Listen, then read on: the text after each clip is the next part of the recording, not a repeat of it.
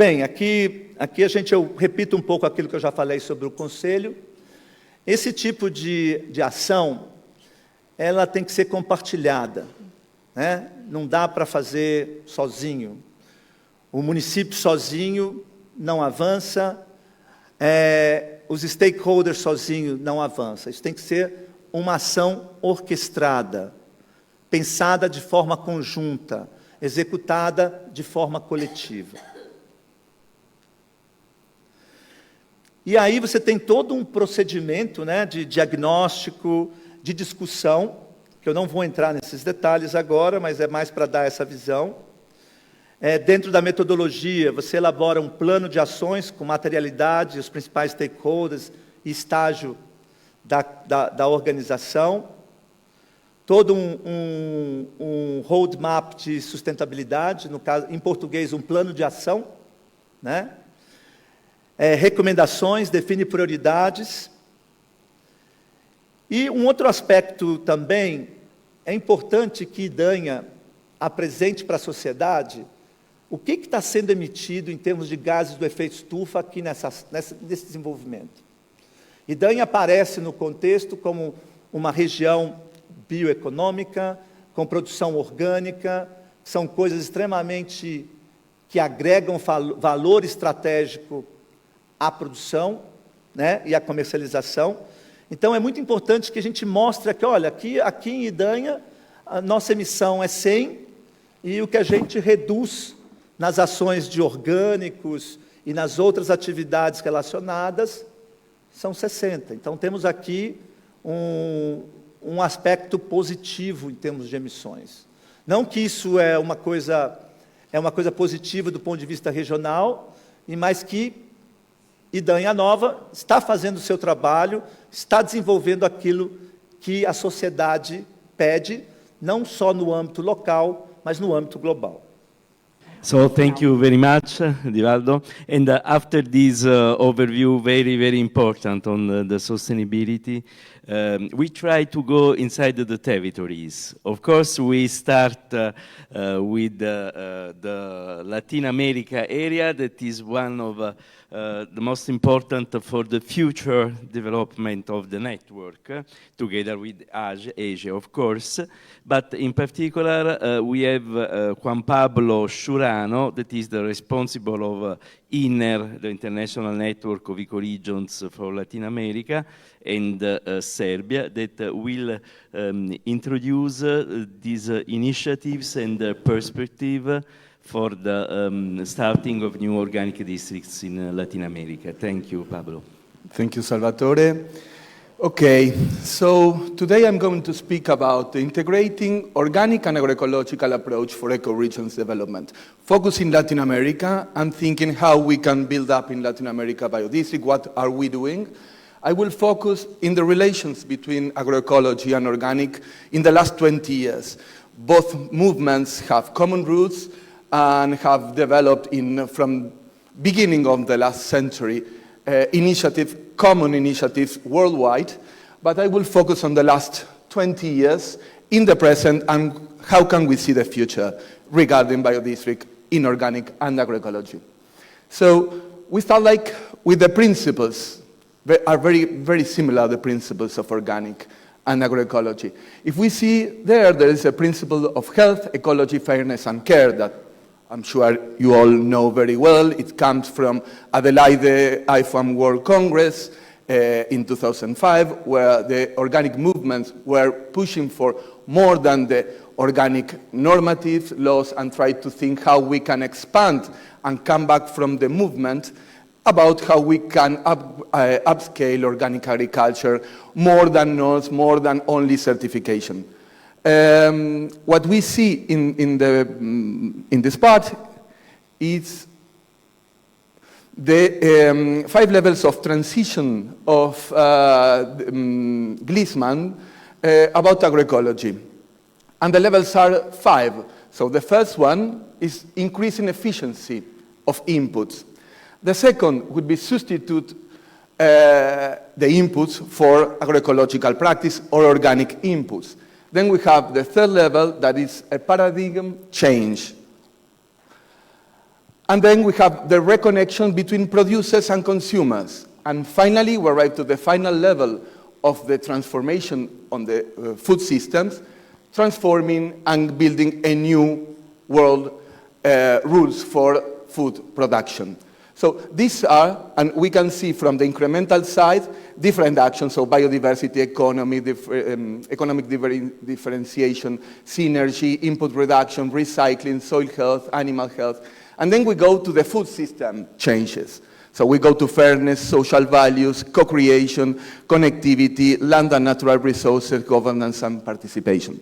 So if we see the organic principles, most of them are or in health, or in ecology, or in fairness, or in care.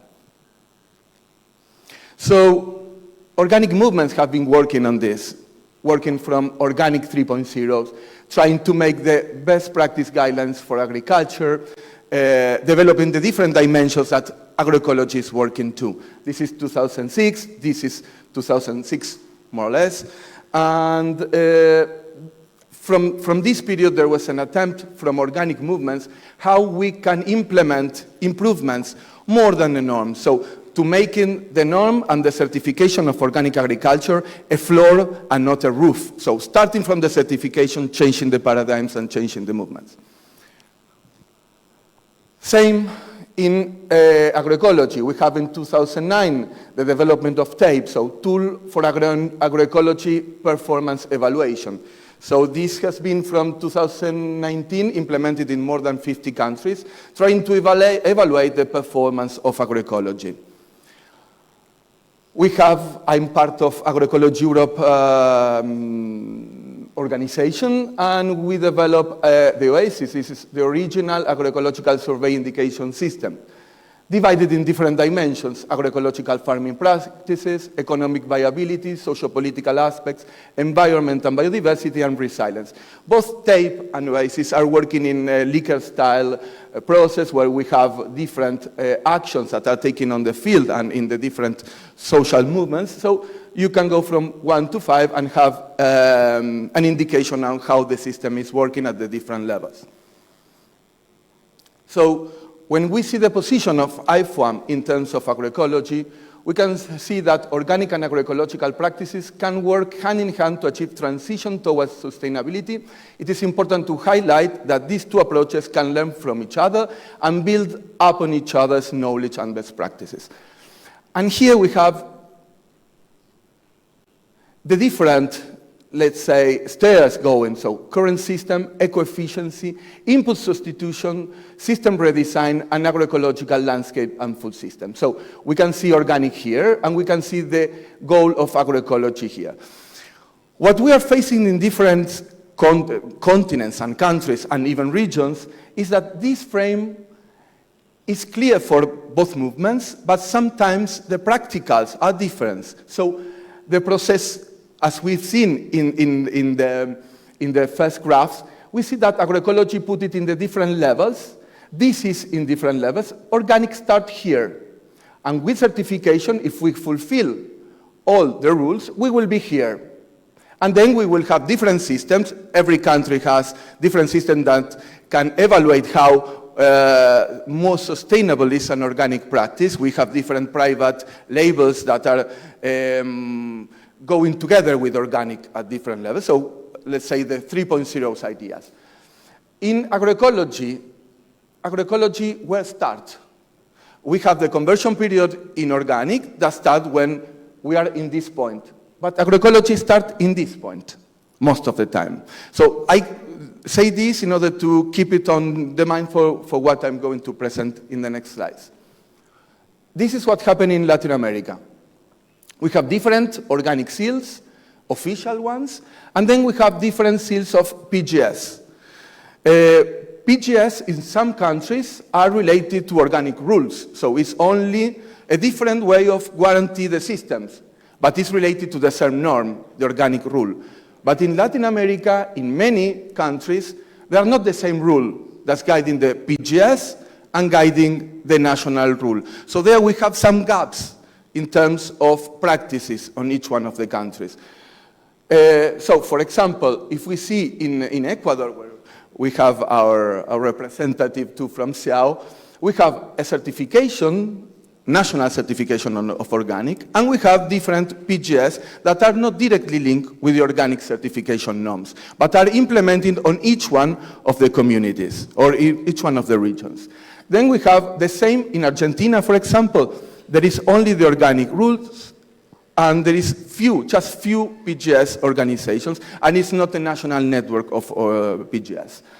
Then we have Brazil, that maybe is the most successful example, where they took more than 10 years to develop a national law that includes agroecological practices and organic, and includes both systems of certification. So, third-party certification and PGS, both systems working from the same rule, that include agroecological principles on it. So it's more than, let's say, the regular organic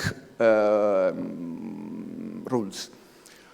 So this is important to take into consideration, because we will have this as a first point that agroecology and organic is different, implemented in each one of the countries.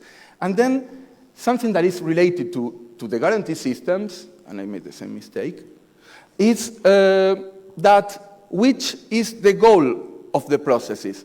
And we see that most of the time, what we find in Latin America is that organic certified products are mostly for export. I would say that more than 80% of Latin American production is for export. And when we see agroecology and PGS, 100% is for local consumption. So two different systems are sometimes collaborating and sometimes crashing, because they are representing different interest groups at social level.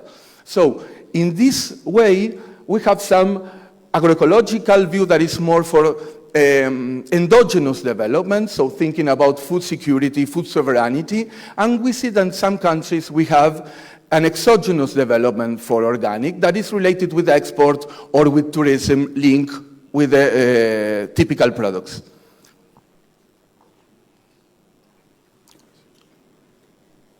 So, we need to work together. This is what, from IFOAM and from different movements, we're thinking. It's not or one thing or another thing. It's not exogenous or endogenous. It should be neo-endogenous, so include the development for external market. In the meantime, we're working from food sovereignty and local resources. So we have different experiences. The Diamond of Porter has been studied a lot in relation with biodistrict by Cesare Sanassi. We have the LAFs, the local agri-food system, that has been basically studied in a relation between France and Latin America for the different traditional products. And then we have a very Latin America approach, that is a buen vivir approach from indigenous communities, so how we can build up our lifestyle from the quality of life and development of the economy from the quality of life. So these three elements are present on what we are developing as biodistrict in Latin America. The IN.N.E.R toolkits are a base for working on the different shapes and the different possibilities that we can develop, and we are using and we are implementing the guidelines of IN.N.E.R to take as a base, common base, where we can build up, even if we have different approaches. We know bottom-up is not need to explain, top-down neither, but what we are identifying is that some experiences are more related with a centrifugal tendency, which tends to move away from the axis around which it rotates, where the center is a territory which core activities and energy irradiates and involve others to jump in. So we have a center where is irradiating activities, knowledge, concentration of initiatives of organic that another areas are looking and taking us in consideration to replicate or adapt. And then we have a centripetal, what is the opposite, so which tends to approach the axis around which it rotates. So it means that we have different centers, geographically diverse, and they are working together in order to gather in a union of territories. So we are going like this, or we are going like that. Like bottom-up and top-down, there is not a unique direction, but it's an idea to reflect and to approach different styles of biodistrict building up.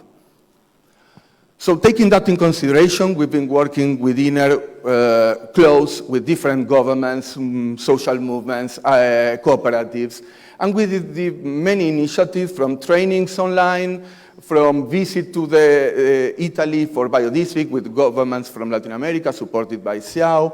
So we did many initiatives. We found that there is a huge interest to develop more biodistrict in Latin America. And I will go down to one case study where I put all what I've been saying in Argentina case study. We have different initiatives in different countries. I will go what happened in Argentina, starting from the development of the strategic plan 2030.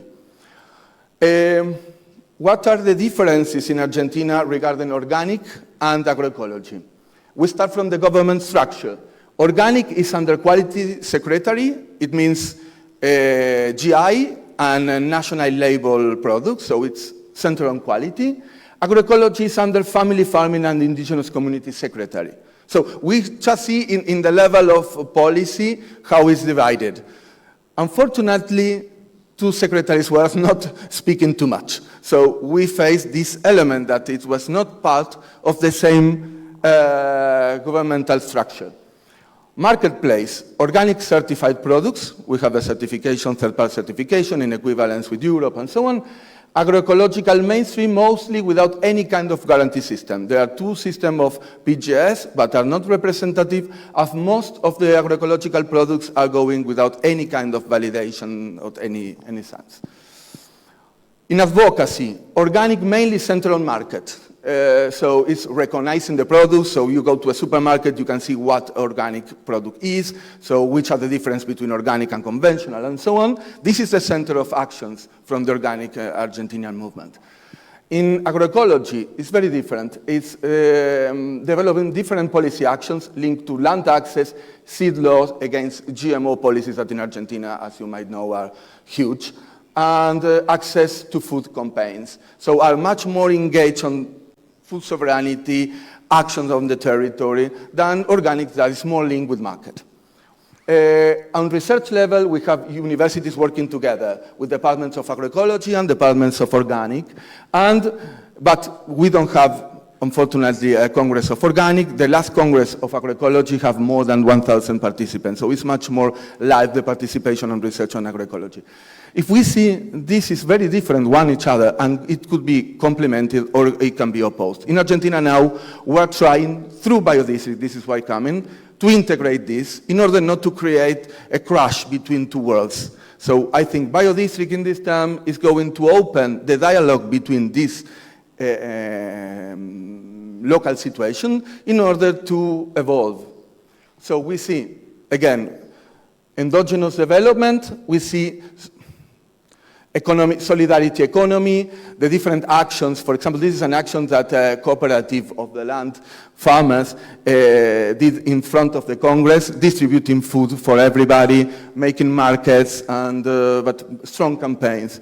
This is a Congress of Agroecology. This is the actions for agroecological foods in school canteens, with the menus, with the different process actions on that. And then we see the exogenous development with the seal and with international participation of Argentina, international fairs, markets, and so on. Sorry. So both systems can evolve in a new endogenous, working together.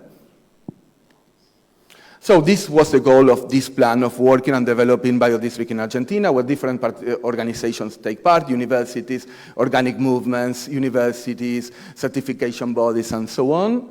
Participated more than 40 municipalities. It was 1 year online training because it was during COVID. And it started, after this, we identified different areas and we defined Catamarca as a pilot region to develop the process. And we visit different farmers, we made a different study about stakeholder analysis and so on.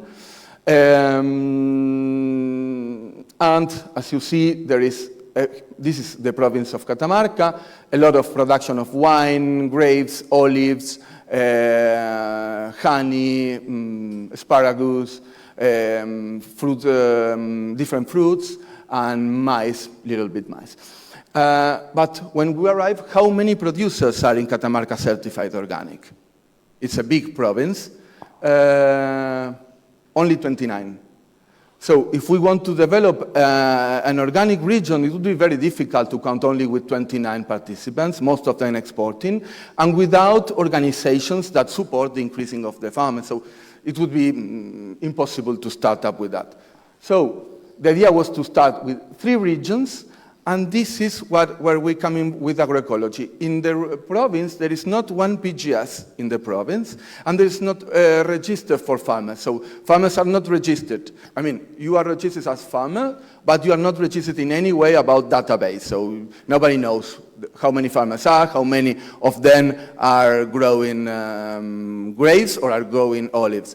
So the idea was starting to make a province database linked with agroecological principles. So we can go further back in order to know which is the process of development, which are the practices that farmers are doing, and how far away are them in order to evolve in the agroecological process and to achieve even the organic certification. So this is what was our goal, and this is our step now. So first, a province registration, taking into consideration agroecological indicators. We will see which one could be used from TAPE, OASIS, or a province one.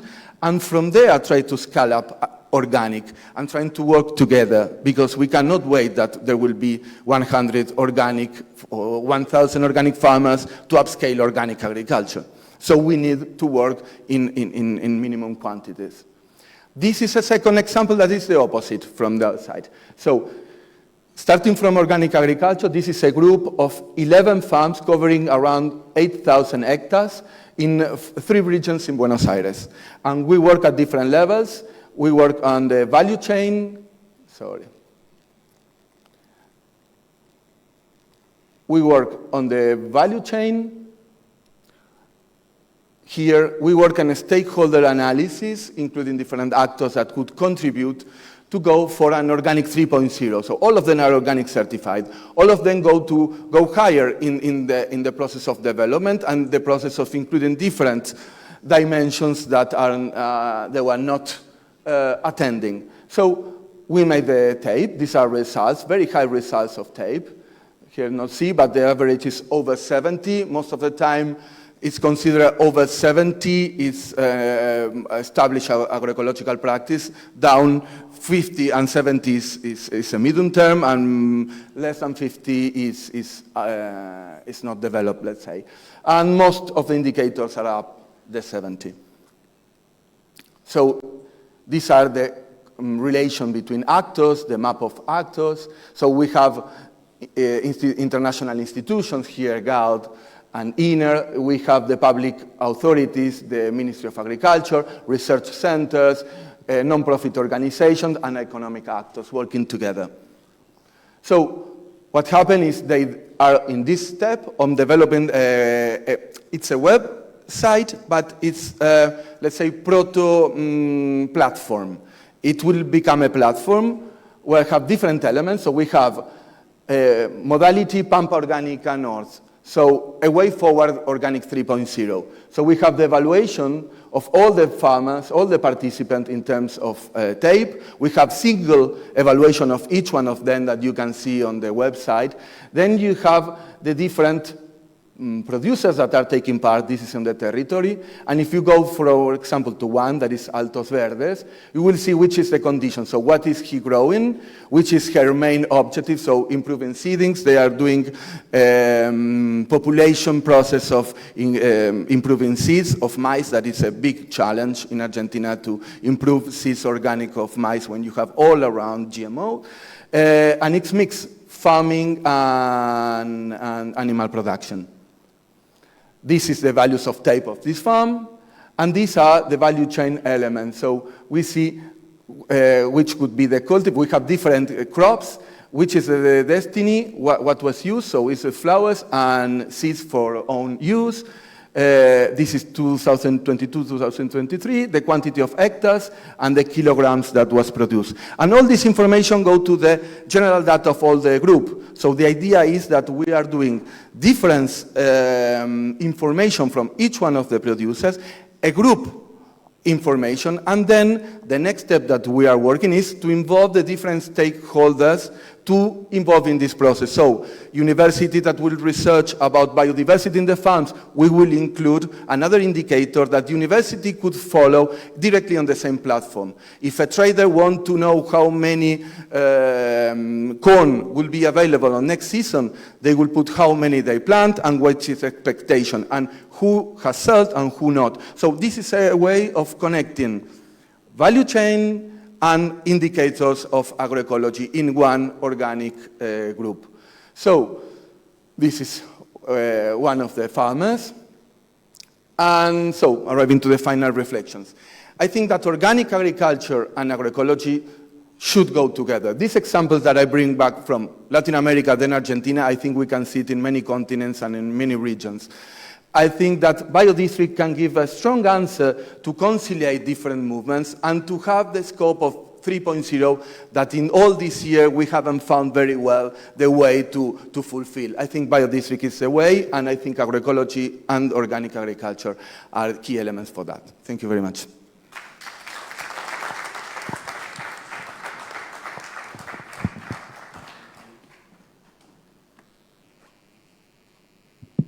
Thank you very much, Juan Pablo, because this overview on the Argentina is very important for understand Latin America in general, and at the end of this morning we will start in the debate with the global strategy that we have to define in these days of the global network.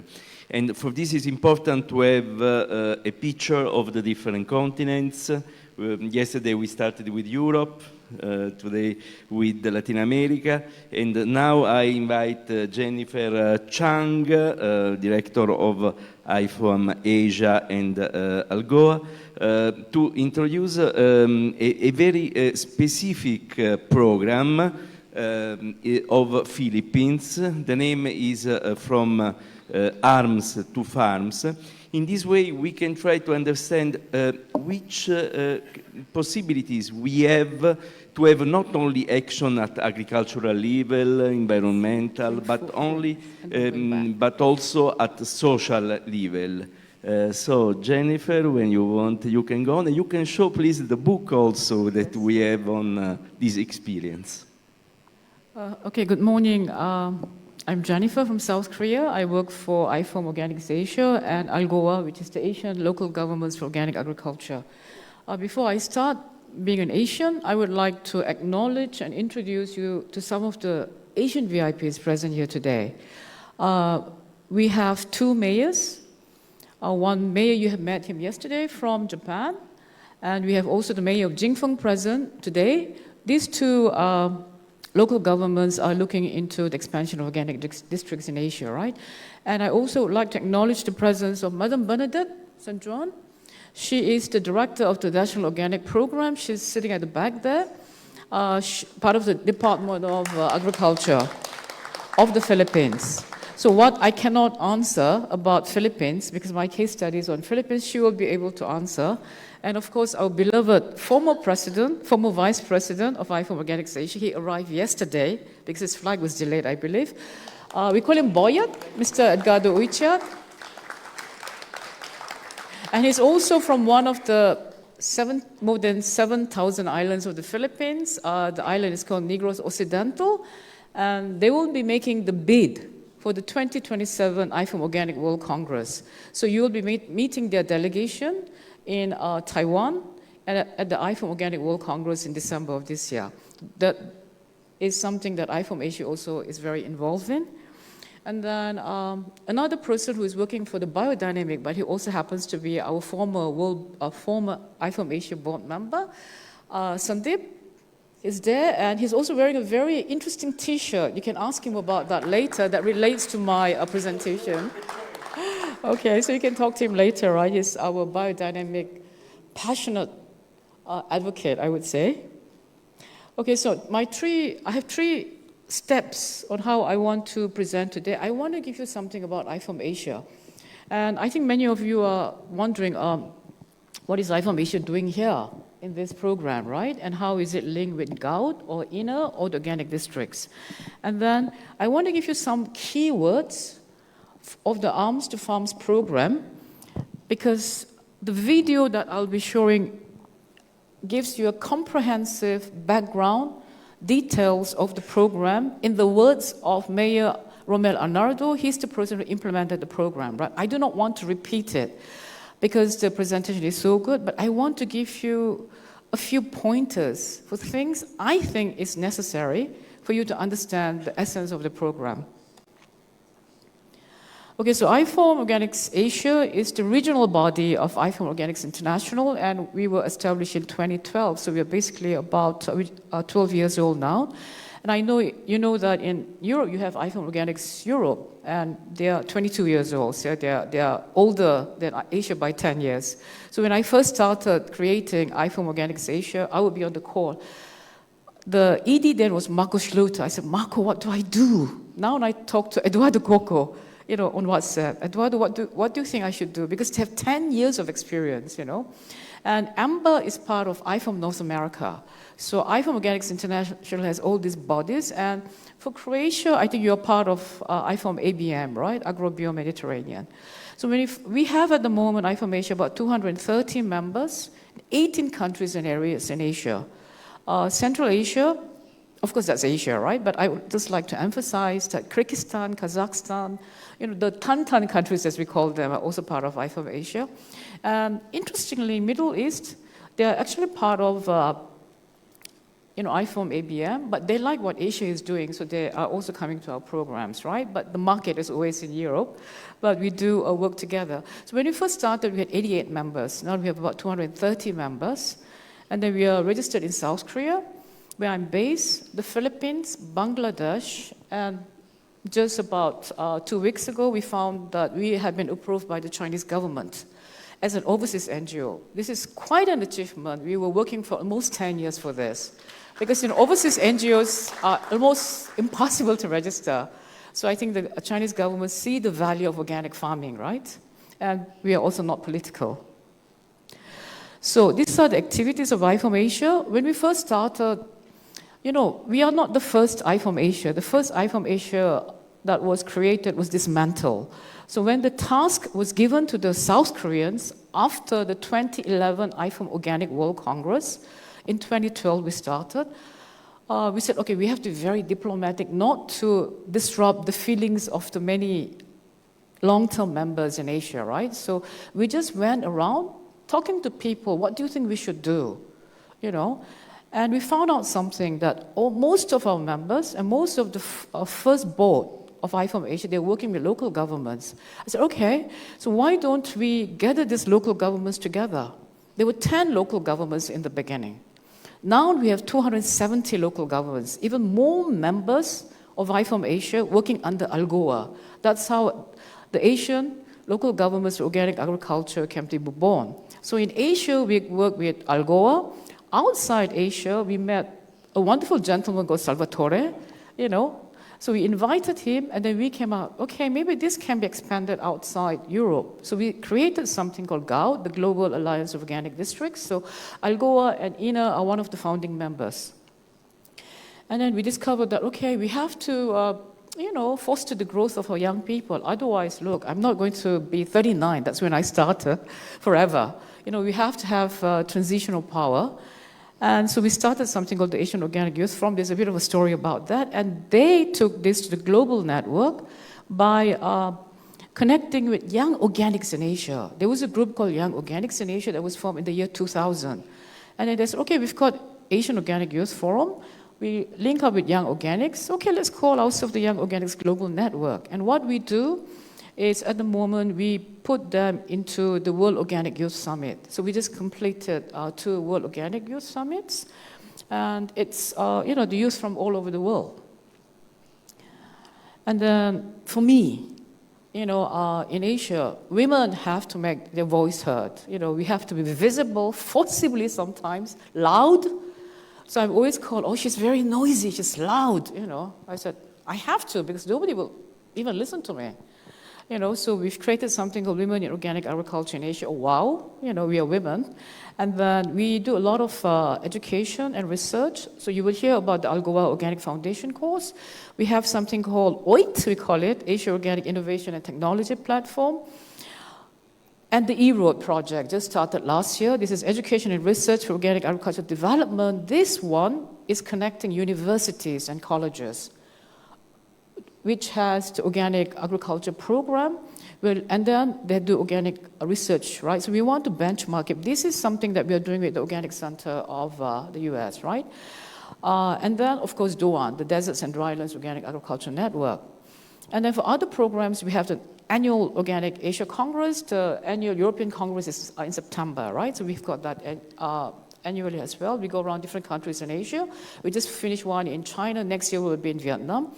And something interesting, the International Organic Expo, this is every 5 years. First started in 2015, and the recent was in 2022. It was under COVID. You can imagine how crazy I was going, testing everybody. And this is in a very small county, an organic county of 38,000 people. And even in COVID, we had 760,000 visitors who came. And we had the 50th anniversary of IFOAM there, so you can imagine all the stress I was going through, testing everybody, PCR testing and everything, but anyway, we did it. This year, our biggest project would be starting an organic foundation because, we do need funds. And sometimes an organic foundation is better to get funds from sponsors rather than, giving them an event or a project, So this is basically what we do. We also do other projects, like one short-term projects. We have the PGS Summit coming up with the National Organic Program of the Philippines this November. In October, we also have school meals and public procurement international conference in New Taipei City. It's sponsored by the local government there, right? Because they're very strong on school meals. We invite people from all over the world, because we also have to learn from other countries which have very strong public procurement programs. Okay, Algoa. The reason why I decided to change my PPT a bit is because I realized that Xiao is here, and this is something that we can work closely with Xiao. Algoa is an IFOAM Asia sister organization. This is local governments together. We also have IFOAM members, also our partners in Asia, right? So this is something that IFOAM Asia is doing. Majority of the members are local governments, right? But it's registered as an NGO. But I think Xiao is a bit different, right? So it's launched officially on September 18th, 2015. That has been adopted as the Asia Organic Day, because we could not come to any conclusion which day we would select as an organic day.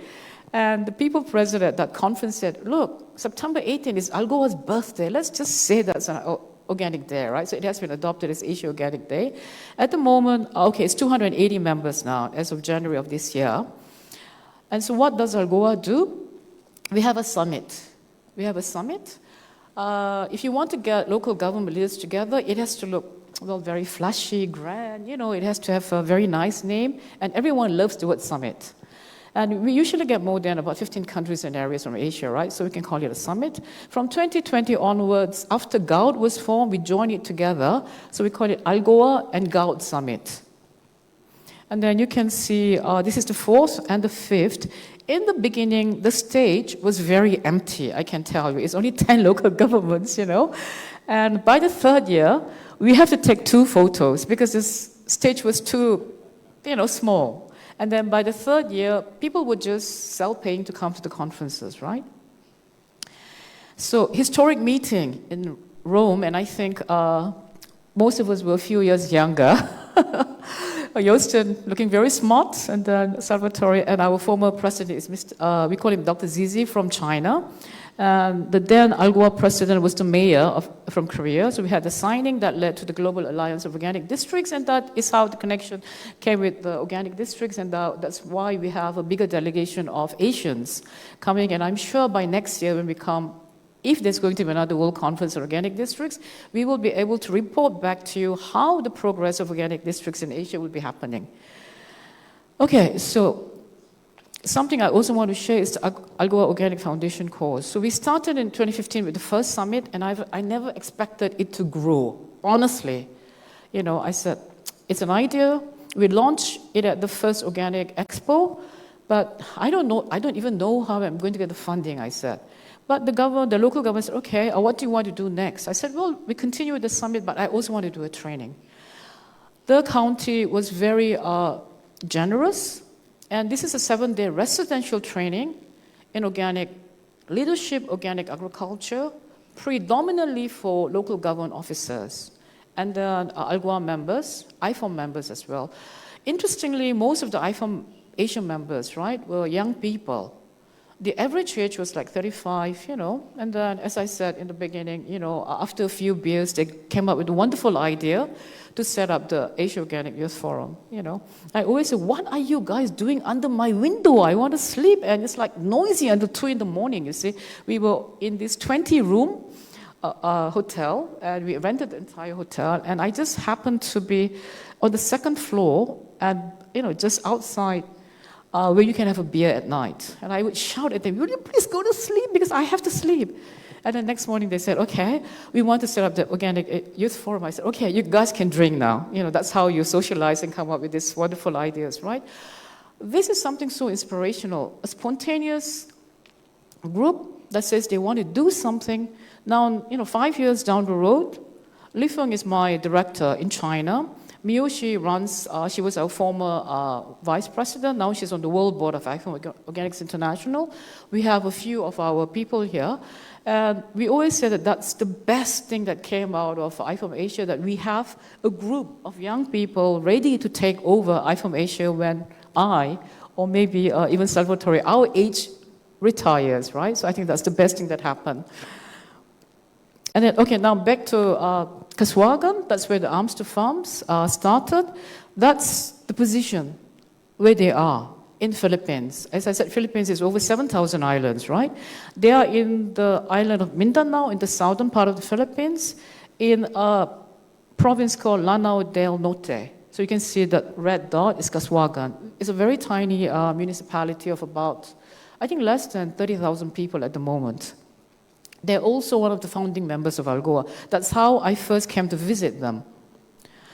Okay, so as I said, I'm not going to repeat what's in the video because that's a very wonderful 8-minute video. You have all the backgrounds, right? But I want you to look into this, winning the hearts of rebels. This is a new concept of surrender and demobilization program for rebels, right? This used to be like a war zone there. And then it's also the social reintegration program of the rebels, right? The rebel commandos. And there were 3 groups that were helping to implement the peace. Of course, the local government is involved. The Agriculture Training Institute under the Department of Agriculture, right? They are doing the training, organic agriculture training for the rebels. And of course, the Philippines Army. Because the war was between the rebels and the Philippines Army. You know that local governments don't have their own army, right? So the war was being fought in Kaswagan. Okay, so some of the components, right? I really like this quotation. This is actually a quotation that came out from the mayor himself. So he said, we didn't have any conditions to rebels, right? The only condition is that they're engaged in farming. We don't care about your guns. The mayor said, I never told the rebels to lay down your arms. I think they still have the guns, but he never told them to give up your guns, right? So it was very horizontal dialogue between the rebels and the government under organic agriculture training, right? So the components they will be training assistants, there will be a dialogue with the rebels, and then the rebels will say, oh yes, we are interested in becoming organic farmers, right? And then they do organic farm visits, and then they also have after training support. So if you start your farm, they will have extension needs going to help you to grow the different types of crops. And that education support is actually the support for their children. And then the rebels become farmers, and they do their own training for the other rebels, and the rebels become farmers, right? And they become lecturers too. Okay, so this is surrendering of hearts. I think this is what, for me, inspired me. I said, okay, the mayor said, I did not ask them to lay down their arms. I asked them for their hearts. I think that's what, Jostein also found it very interesting. And these are all the different commandos, the names, right? And I think there's you can say Commander Batman.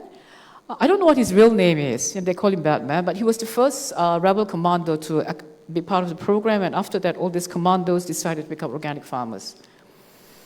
And then the personal transformation for them, returnee rebels, they call them, and then you become a farmer, and after you become a successful organic farmer, you become a lecturer.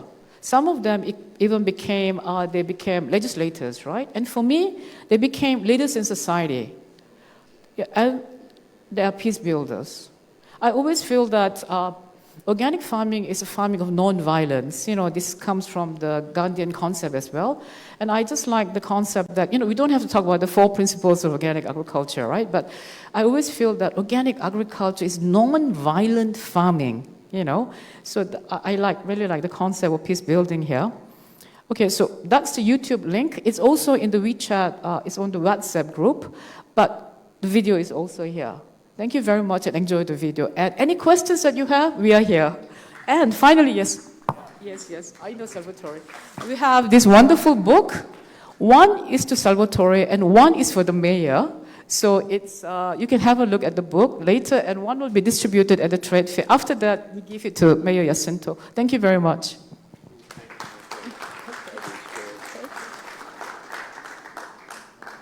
I mean, the promotion. Yes.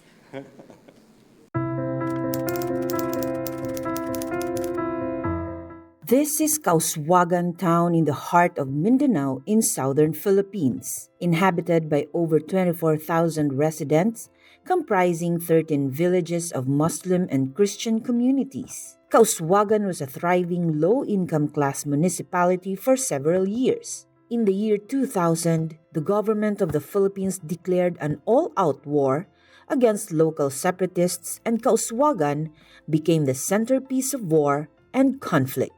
I was elected mayor in the municipality of Kauswagan in 2010, at a time when the town was drenched in deeply rooted generational challenges. This includes a long-standing frustration over the absence of proper government intervention, inefficiencies in local governance, and the harrowing violence of armed rebellion. In the middle of this all, people suffered for so many years. The place was completely desolate. There was no hope. There was no future. The rebel forces attacked Kauswagan, burned houses, and took over the local government town hall, taking hostages more than 300 people, including government personnel. For a time, Kauswagan was a ghost town, and nobody wanted to be here. Rommel Arnado was the son of former Mayor Dr. Maximo Arnado, who led the development of Kauswagan in the 1970s. In 2010, he became the town mayor, facing all the challenges of a poor, conflict-affected rural community. It was a very difficult situation, and I was an inexperienced politician. At first, we were unsure of how we should address the issues. We conducted a series of consultations, engaging the residents into conversations aimed at devising a plan to save families and communities from the quagmire of pain and confusion. With the new leadership and new vision, a strategic plan for development was established. We developed a vision that would aptly be called the Sustainable Integrated Kauswagan Area Development and Peace Agenda. Our programs were geared toward addressing the main issues. The vision gave birth to the From Arms to Farms program, which provided opportunities to rebels to engage in organic agriculture training and capacitated them to become productive citizens. This innovation greatly contributed to a significant change in the social landscape and paved the way to socio-economic transformation. In the aftermath of the conflict, a profound shift unfolded among leaders of the separatist groups, recognizing their pivotal roles in restoring peace and freedom. They embarked on a transformative journey. Ang pangalan ko po ay si Abdullah G. Makapaar. Ang alias ko po ay Commander Bravo, Front Commander ng Northwest Mindanao Front, Bangsamoro Islamic Armed Forces, Ismaili. At ngayon ay bilang kasamaan po natin sa ating gobyerno ng ating Pilipinas, the Member of the Parliament, Bangsamoro Transition Authority, Bangsamoro Autonomous Region, Muslim Mindanao. programa po namin ni Mayor ay tutulungan ang mga tao para pagtrabahuin tulad po ng mga agriculture, mga hiningi sa mga ibang bansa, hindi lang sa Kauswagan, hindi sa mga community ng mga Imaylip, para uunlad at lalambo po ang mga Muslim. Bismillahirrahmanirrahim. Ako si Commander Binji Andaman Loksadato. Ako dating commander sa Imaylip. Sa akong pag-surrender, tinulungan kami ni Arnado, nakatayo na ang Arms to Farm. Doon nagsimula, nakaasinso kami. Akong mga anak, nakahuman sila pag-eskwela. Yung isa, nursing, yung isa, criminology, yung isa, education. Tungod sa tabang ni Brad Mayor Romel C. Arnado.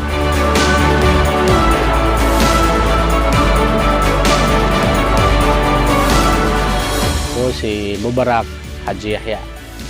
Anak po ako ni Commander Haji Yahya Noksadato na Vice Chief of Staff ng Bangsamoro Islamic Armed Forces ng Imaylip. Itong lugar namin is ito yung battleground since 2000, 2003, 2008. Tayo po ay nagpapasalamat sa Arms to Farm. Marami nang naibigay sa amin si Mayor Romel Arnado. Tulad ng Bispan, mayroon siyang naunang binigay ng mga concrete sa aming mga dike sa Bispan natin. Sana po marami pang darating ng tulong from Arms to Farm through Mayor Arnado. Ang ginagawa po namin ngayon, ang mga kumbatat natin ay pinagtrabaho, yung itinutulong ni Mayor, ang ginagawa po namin, tinatanim po namin. Maski minsan, nandito yung mga dump truck kasi yung mga graded po niya, yung mga farmer, para sila po ang naglilinis, tinataniman po namin.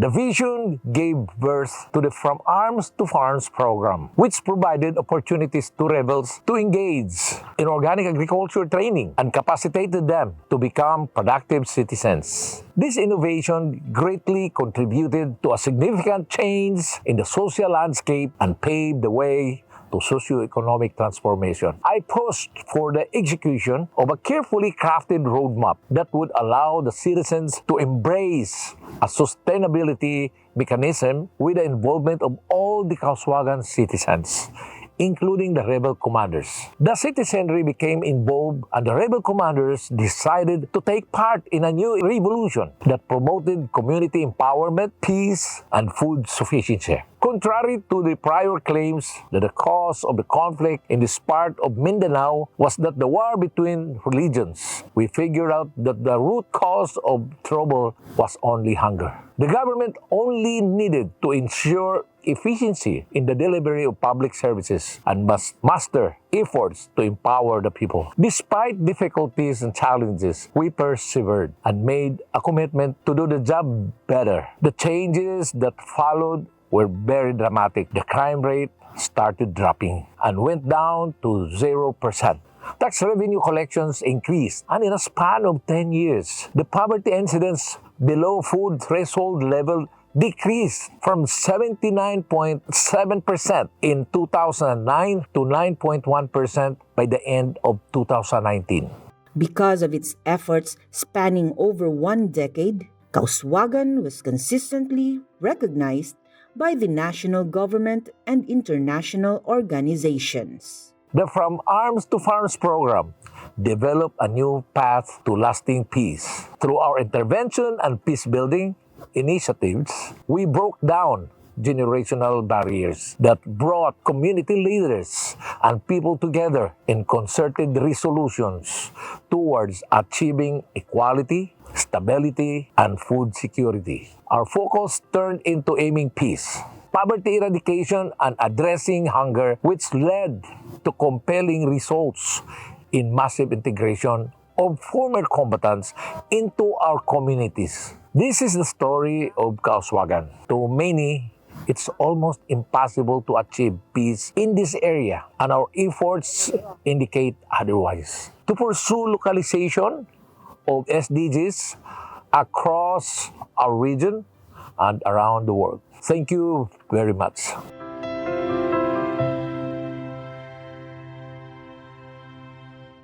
So I invite Patrizia Pugliese, that she's from CIHEAM, an organization very interesting because it's an international organization. I remember when I go in Bari, for teach, after the gate there are no countries, no borders. You can see people of all from all the different parts of the world that can study together in peace and can study organic. So please, Patrizia, you can go. And there is a video. We will try. If it's possible, start with the video of CIHEAM. And after we have the presentation of Patrizia.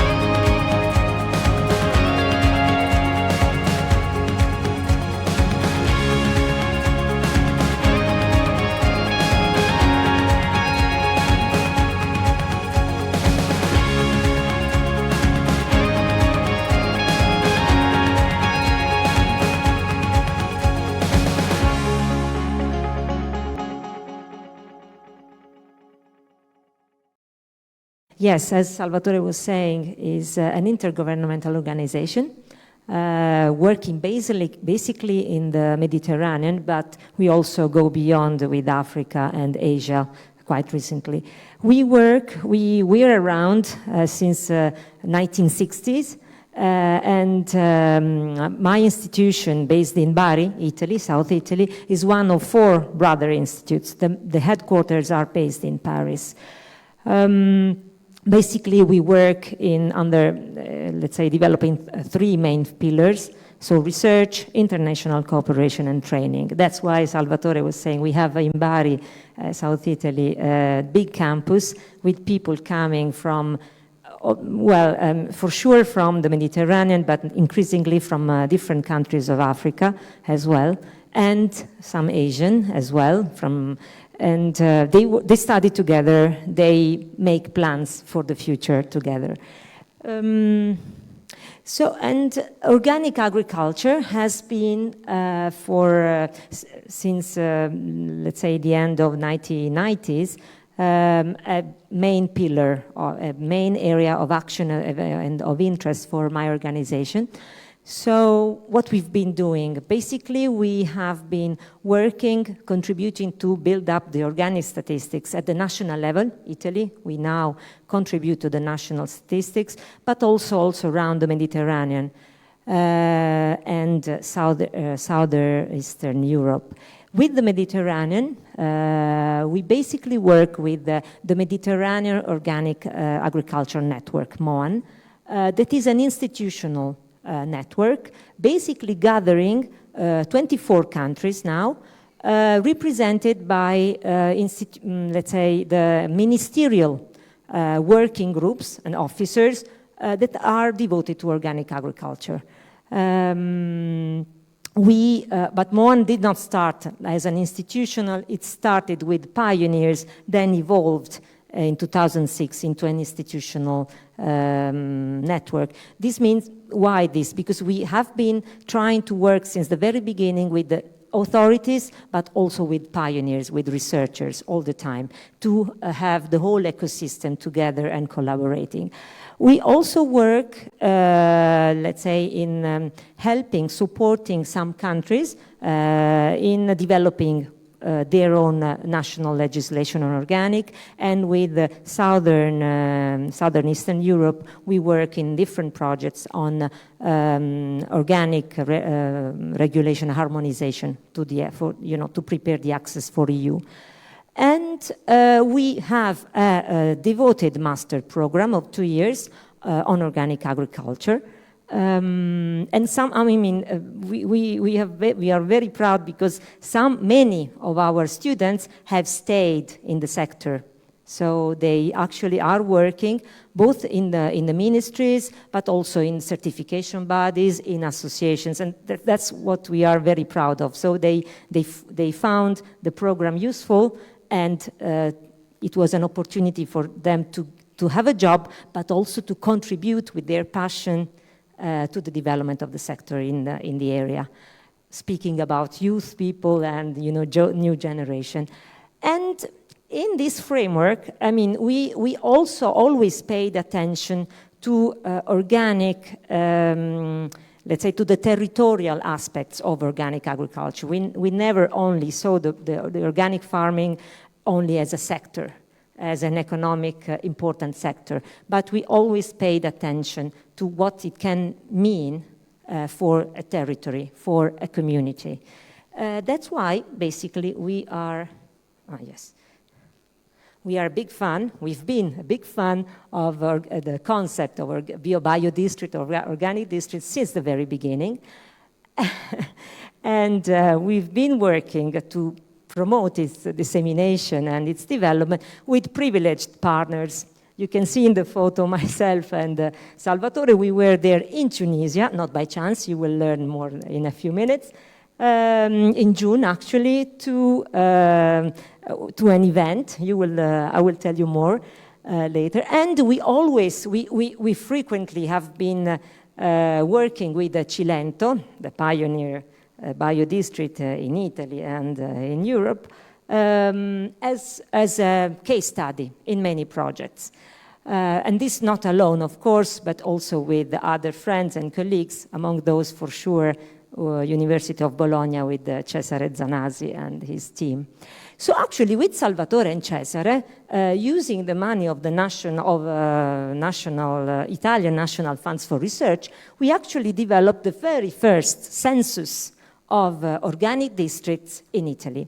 Now other institutions, basically the National Network of Rural Development, is now running the census, but the very first, I mean, we did it, and it was back in 2016. We also, in the framework of that project and a few other follow-up projects, we contributed to the development of the monitoring tool that now has been mentioned many times, and we are also actually using that in some projects. We try, being a research organization, so basically applying for EU research funds and not only, we try, whenever possible, to have biodistrict experiences as case studies. And I will tell you more also in one of the example. In general terms, also in cooperation projects, we try to use the concept, to propose the concept to local communities, to local authorities, to understand if they connect to it and they want to adopt it. And we keep contributing to the network of biodistricts and more in general of organic agriculture. And also, as I said, we run a master course and a specific module taught by Cesare Zanassi from University of Bologna is devoted to biodistricts, because we feel that the concept and its experiences can easily inspire the young people. And I mean, this is, we have a number of students that are really interested in using the concept in their own countries. So for this presentation, I just picked two examples of what we do on the field, just to go deeper. So the first one is an EU-funded project. It's ongoing, and it's one of the three first EU-funded projects working specifically at EU level on women's empowerment and gender equality, specifically devoted. I mean, not just as a dimension in the project. So the Commission decided to fund three, and one of these is grass sealing. It's about gender equality in rural and agricultural innovation systems. So it's about innovation. I mean, the project is very large. It has a policy component, a research, statistics component, but the heart of the project is basically the establishment of living labs in the 9 partner countries. Living labs, I mean, if we take the official annual definition, are basically open innovation systems that are placed, embedded in real-life environment, where you can establish an interactive feedback process actually to support the emergence and the development of innovation. The project decided to have 9 living labs, 1 in each partner country, with women, rural women innovators. We have established the Italian one in one biodistrict that is basically in my region, where also my organization is based, Puglia region. You can see that in the map. The biodistrict is Biodistretto delle Lame, and not, I don't know if it is a coincidence, but the pioneer of this biodistrict is called Salvatore Basile, and it's not the one that's sitting here, it's another one, but I don't know why there's always a Basile, Salvatore Basile behind the biodistrict. But this biodistrict was established in 2016. It's very interesting because they have been working very closely and collaboratively to establish their plan, to have their strategy. They have 3 municipalities coming together. They have quite a core number of organic producers. What is interesting is that they have a very diversified promoting group. It's made of farmers, big farmers, because the area is very popular for olive oil production, but not only. They have also animal husbandry and other crops, almonds, for example. But they wanted, since the very beginning, the promoting group, not only representatives of the big value chains. They also wanted small farmers, and they especially wanted people really caring about rural tradition, but from the cultural point of view, because they meant the concept of biodistrict, first of all, as a cultural change.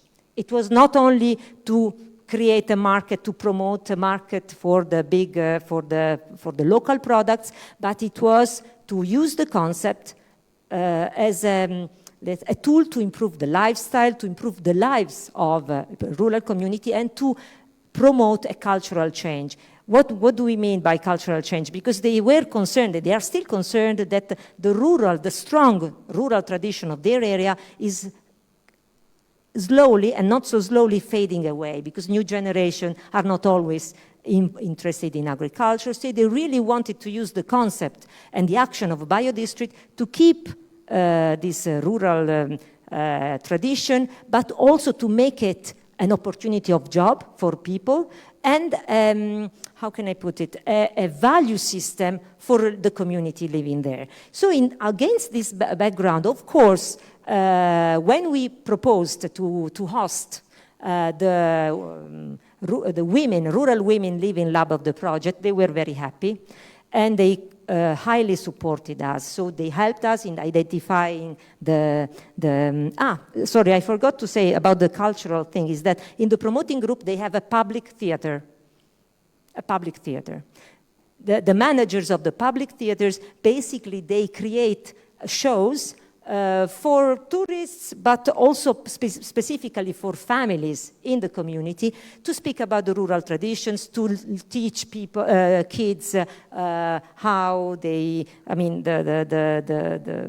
the value of the products, the value of their origins. So that's the fact of having a public theater in the promoting group means something. And not by chance, in the living lab, among these 8 women that you can see in the photo, there is also the representative of the public theater that is very committed to continue through the public, through the theater activities, to continue connecting rural traditions, the history, the value of that place with the new generations, with the people that are increasingly becoming urban. So they've been very supportive in our work with the Living Lab. In brackets, what we do with these women, basically we are accompanying them in their individual innovation journey. They have good ideas, some very good ideas, and we help them to establish their business plan, to become more aware of the value of their innovation, what they can do for themselves, for their company, for their family, and for the community, and not by chance for the biodistrict itself. Why? Because the point was that we felt that establishing the Living Lab operation, the Living Lab activities within the biodistrict could help the biodistrict to continue in its vision, developing its vision, but also women to become more aware and more visible within the community of the value of their, not only of their own innovations, but what they can do as a group. And we got a very good result, because last month, the biodistrict got some funds from the municipality, and they basically asked the 8 women to implement a project, their own project, to actually create a series of events for the local community and in general to the broader community of our region, precisely on how to connect urban and rural life. And they are on their own. They will be using their own money. They are now in these days making their plan. So the idea of trusting 8 women within the biodistrict proved to be very effective, because they are now implementing on their own a project as a group, which is something that 1 year ago could not even be thought of. That's its empowerment, and we are very proud. And of course, they have big ambitions and expectations, but I'm sure that the biodistrict will help them to manage that as well. We move to the other example very quickly. We move to Tunisia.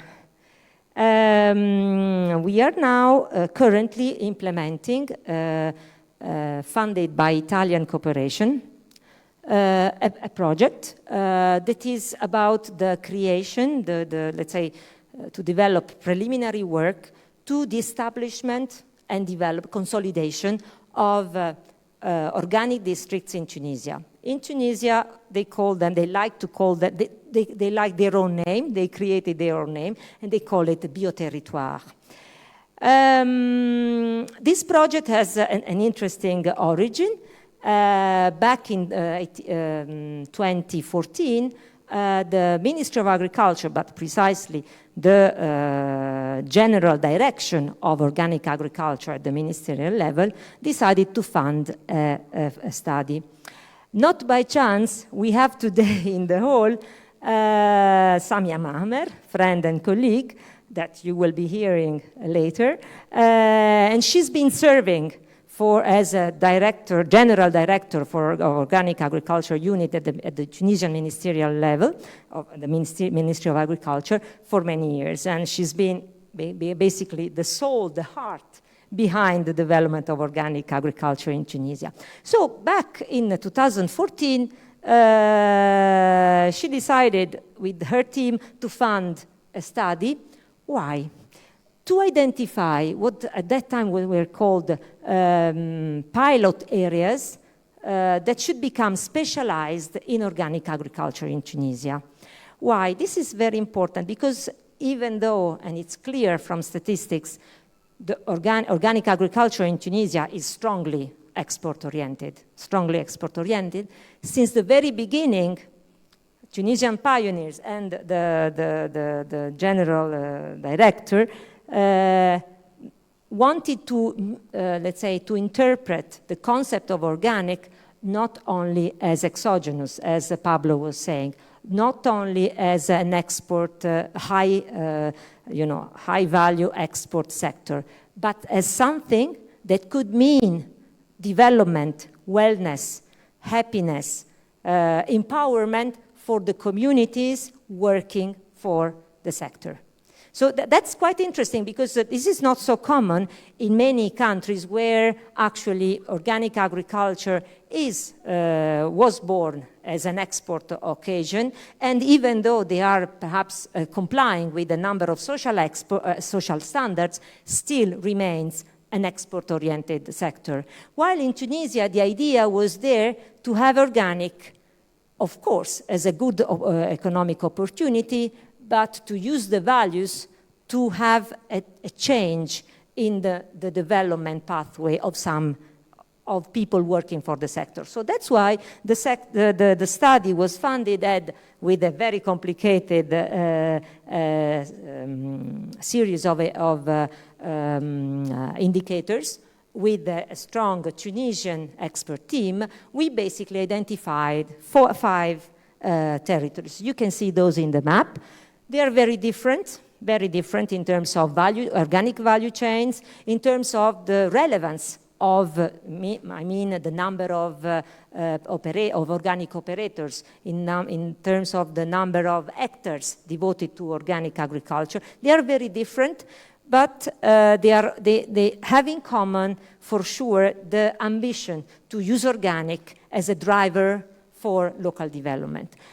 The study identified the five areas, and we also drafted a sort of plan which actually stayed in the heart of many people for some years, and while we were looking for funds, which we actually got more recently. But what is important to say is that while we were waiting for funds or looking for funds, the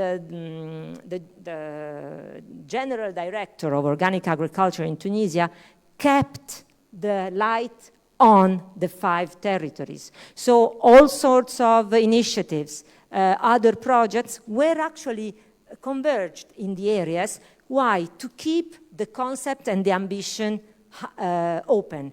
And actually it worked. It was very effective because when we finally got the money, the people were there and they already knew what is about BioTerritories, and they were ready to engage. That's why, for example, in the studies that we carried out at the beginning of course, to update the study that had been made in 2014, we measured once again, as at that time, the level of commitment, of interest of the local people, and we found that in all the 5 territories, people were ready.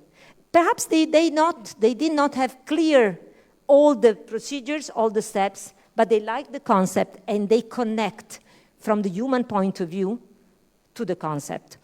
And this, of course, was a very good basis for us. So what we've been doing, apart from updating the studies, we've been also trying to understand at the national level the regulatory implications of actually having an official definition of bioterritoire, how to include it in the national law, which financial instruments could be used to support the development. But we, of course, this has been expert studies, expert work, but we've always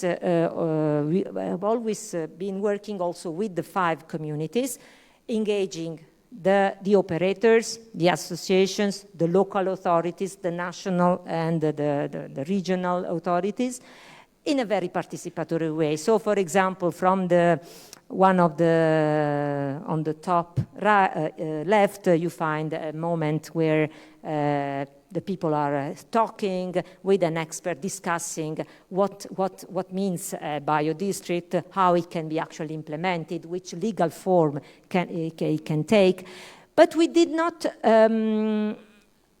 Today's this Congress is about networking. Is about the pleasure and the relevance of exchanging experience. So, for example, in the project, as Pablo was also mentioning in his own project, we exposed the 5 territories to other experiences. So, for example, we went to meet Salvatore and other biodistricts in Italy, but we also invited, so that's back to the photo we saw before, we invited representatives of Italian biodistricts to come to the place and to discuss with the emerging promoting group.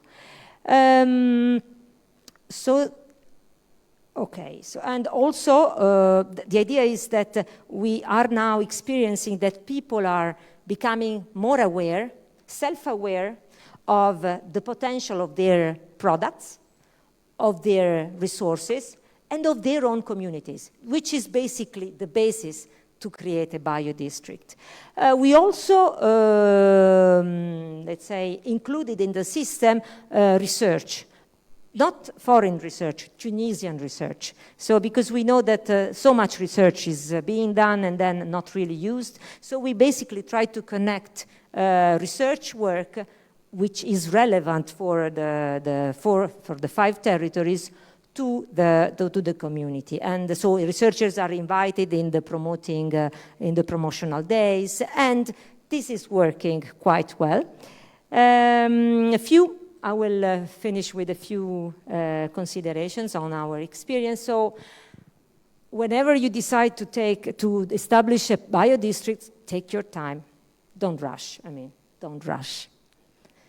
Why? Because the process itself is as important as the result. That's really one of the main lessons we learned over these years. The biodistrict model, of course, is a model, but it's not something that you can impose, or you can copy. It's basically a model that has to be used as a catalyzing concept, to enhance, to multiply, to enhance individual activities. They have to connect, first of all, and they have to find the concept of biodistrict, or whatever they want to call it, useful for their vision. These dynamics needs nurturing, because once you raise expectations, you can just leave them. But at the same time, if you are working for biodistricts, you have the responsibility to be realistic and to manage expectations. Of course, we are a good fan of monitoring and evaluation, because that helps to reflect on what your job and to improve it. And the responsibility is very high for experts working, especially in foreign countries, to help the local community to adapt, to shape the concept and to own it since the very beginning. That's, we have been trying to do it in different projects, and it has proved to be very effective. And on that, I can thank you for your attention. I'm available for any kind of questions, of course. Thank you. Thank you very much, Patrizia. And I think that now we can invite here on the stage. We started with Europe yesterday, Latin America, Asia. We started with you, with Africa, Tunisia, but you introduced Samia Maamer. So we have to ask absolutely here with us, Samia Maamer, that will introduce not only the situation in Tunisia, because of course she is now the responsible of IN.N.E.R for Africa, and in particular she started with the French-speaking countries in Africa. Thank you. Good morning, everyone. Sorry for my English. As you know, my initiative is to develop BioTerritories models in Francophone Africa. And I think Francophone Africa has a potential now to go with us to BioTerritories. I would like to thank the organizers, the Idanha-a-Nova, and at its head, its mayor, very well. And it is exciting to me to see that the others are explaining what we did for many years. And thank you very much. Okay. Why French-speaking Africa? Why? And this initiative, for what potential? I need to say that the French-speaking Africa countries represent 50% of African countries, which are 26 countries and 2 French islands. These French countries represent 33% of African population, which means in 2020 there was more than 440 million people. And they will be about 890 million in 2050. The land is about 30 million kilometers quadrat. What about organic farming in this area? We have 23% of organic producers in Africa are in the French speaking countries, which mean more than 260,000 farmers. We have 17% of organic area in Africa are in these countries, and they are 2.6 million hectares certified. In these 2.6 million hectares certified, we have more than 970,000 hectares under cultivation. Only 0.004% of the useful agriculture area. It is for me and for us as IN.N.E.R an enormous potential, a little exploited.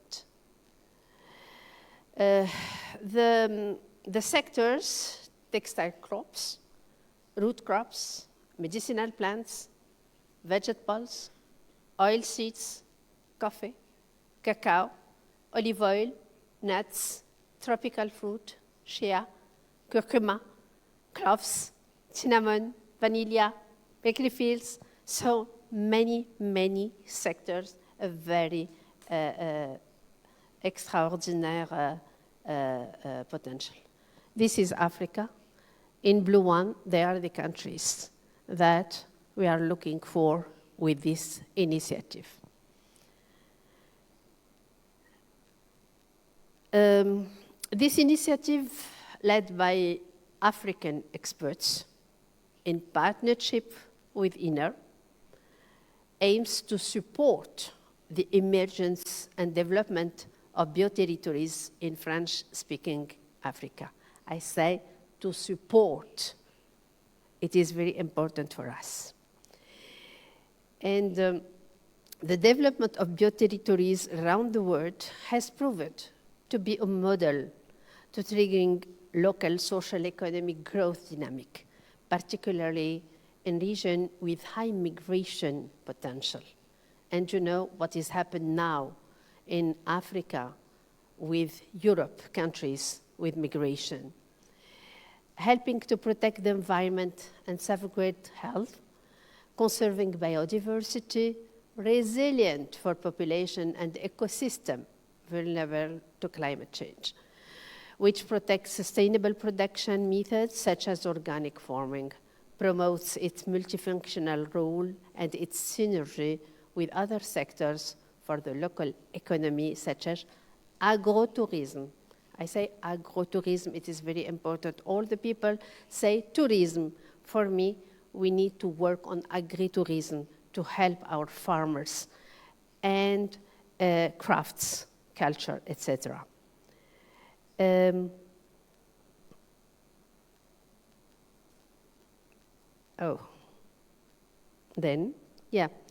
Organic farming is listed among the dynamic economic sector along with tourism, renewable energy, parapharmaceutical products, cosmetic, hygiene, beauty, which can help to integrate to integrating the regions of French-speaking African countries into the global economy.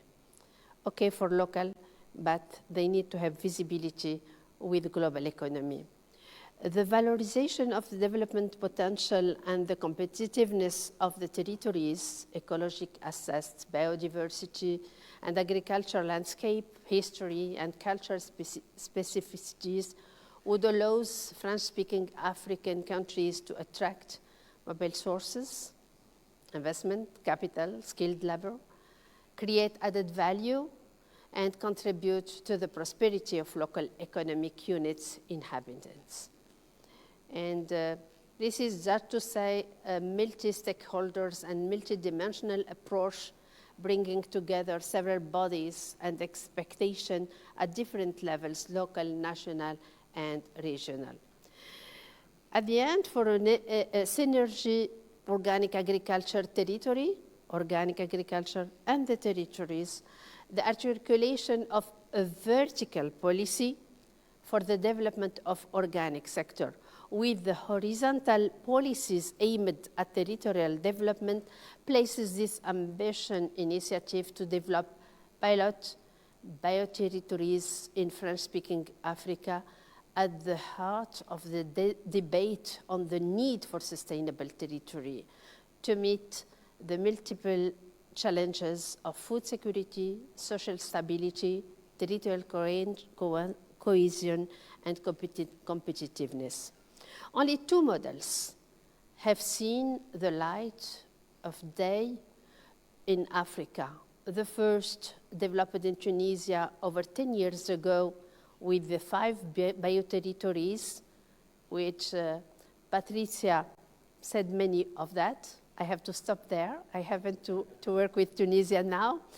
And the second is a territory with organic agriculture vocation, TVAB, a project currently underway in Madagascar, which is a new project, very interesting and a new way of developing bioterritories.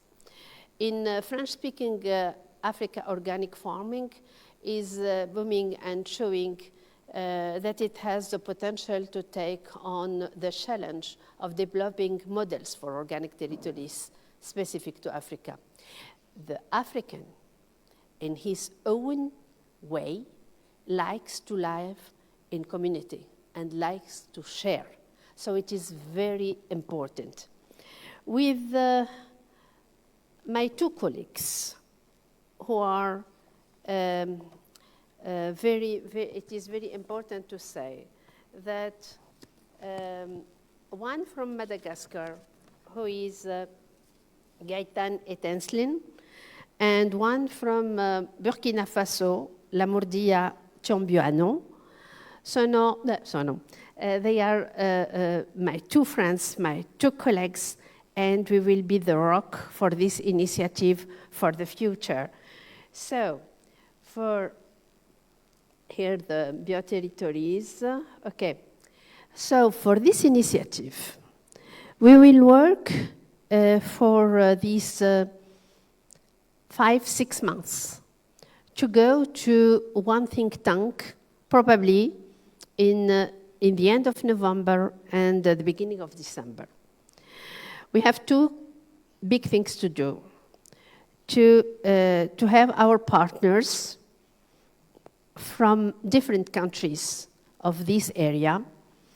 They could be cooperatives, of farms, of organic operator, of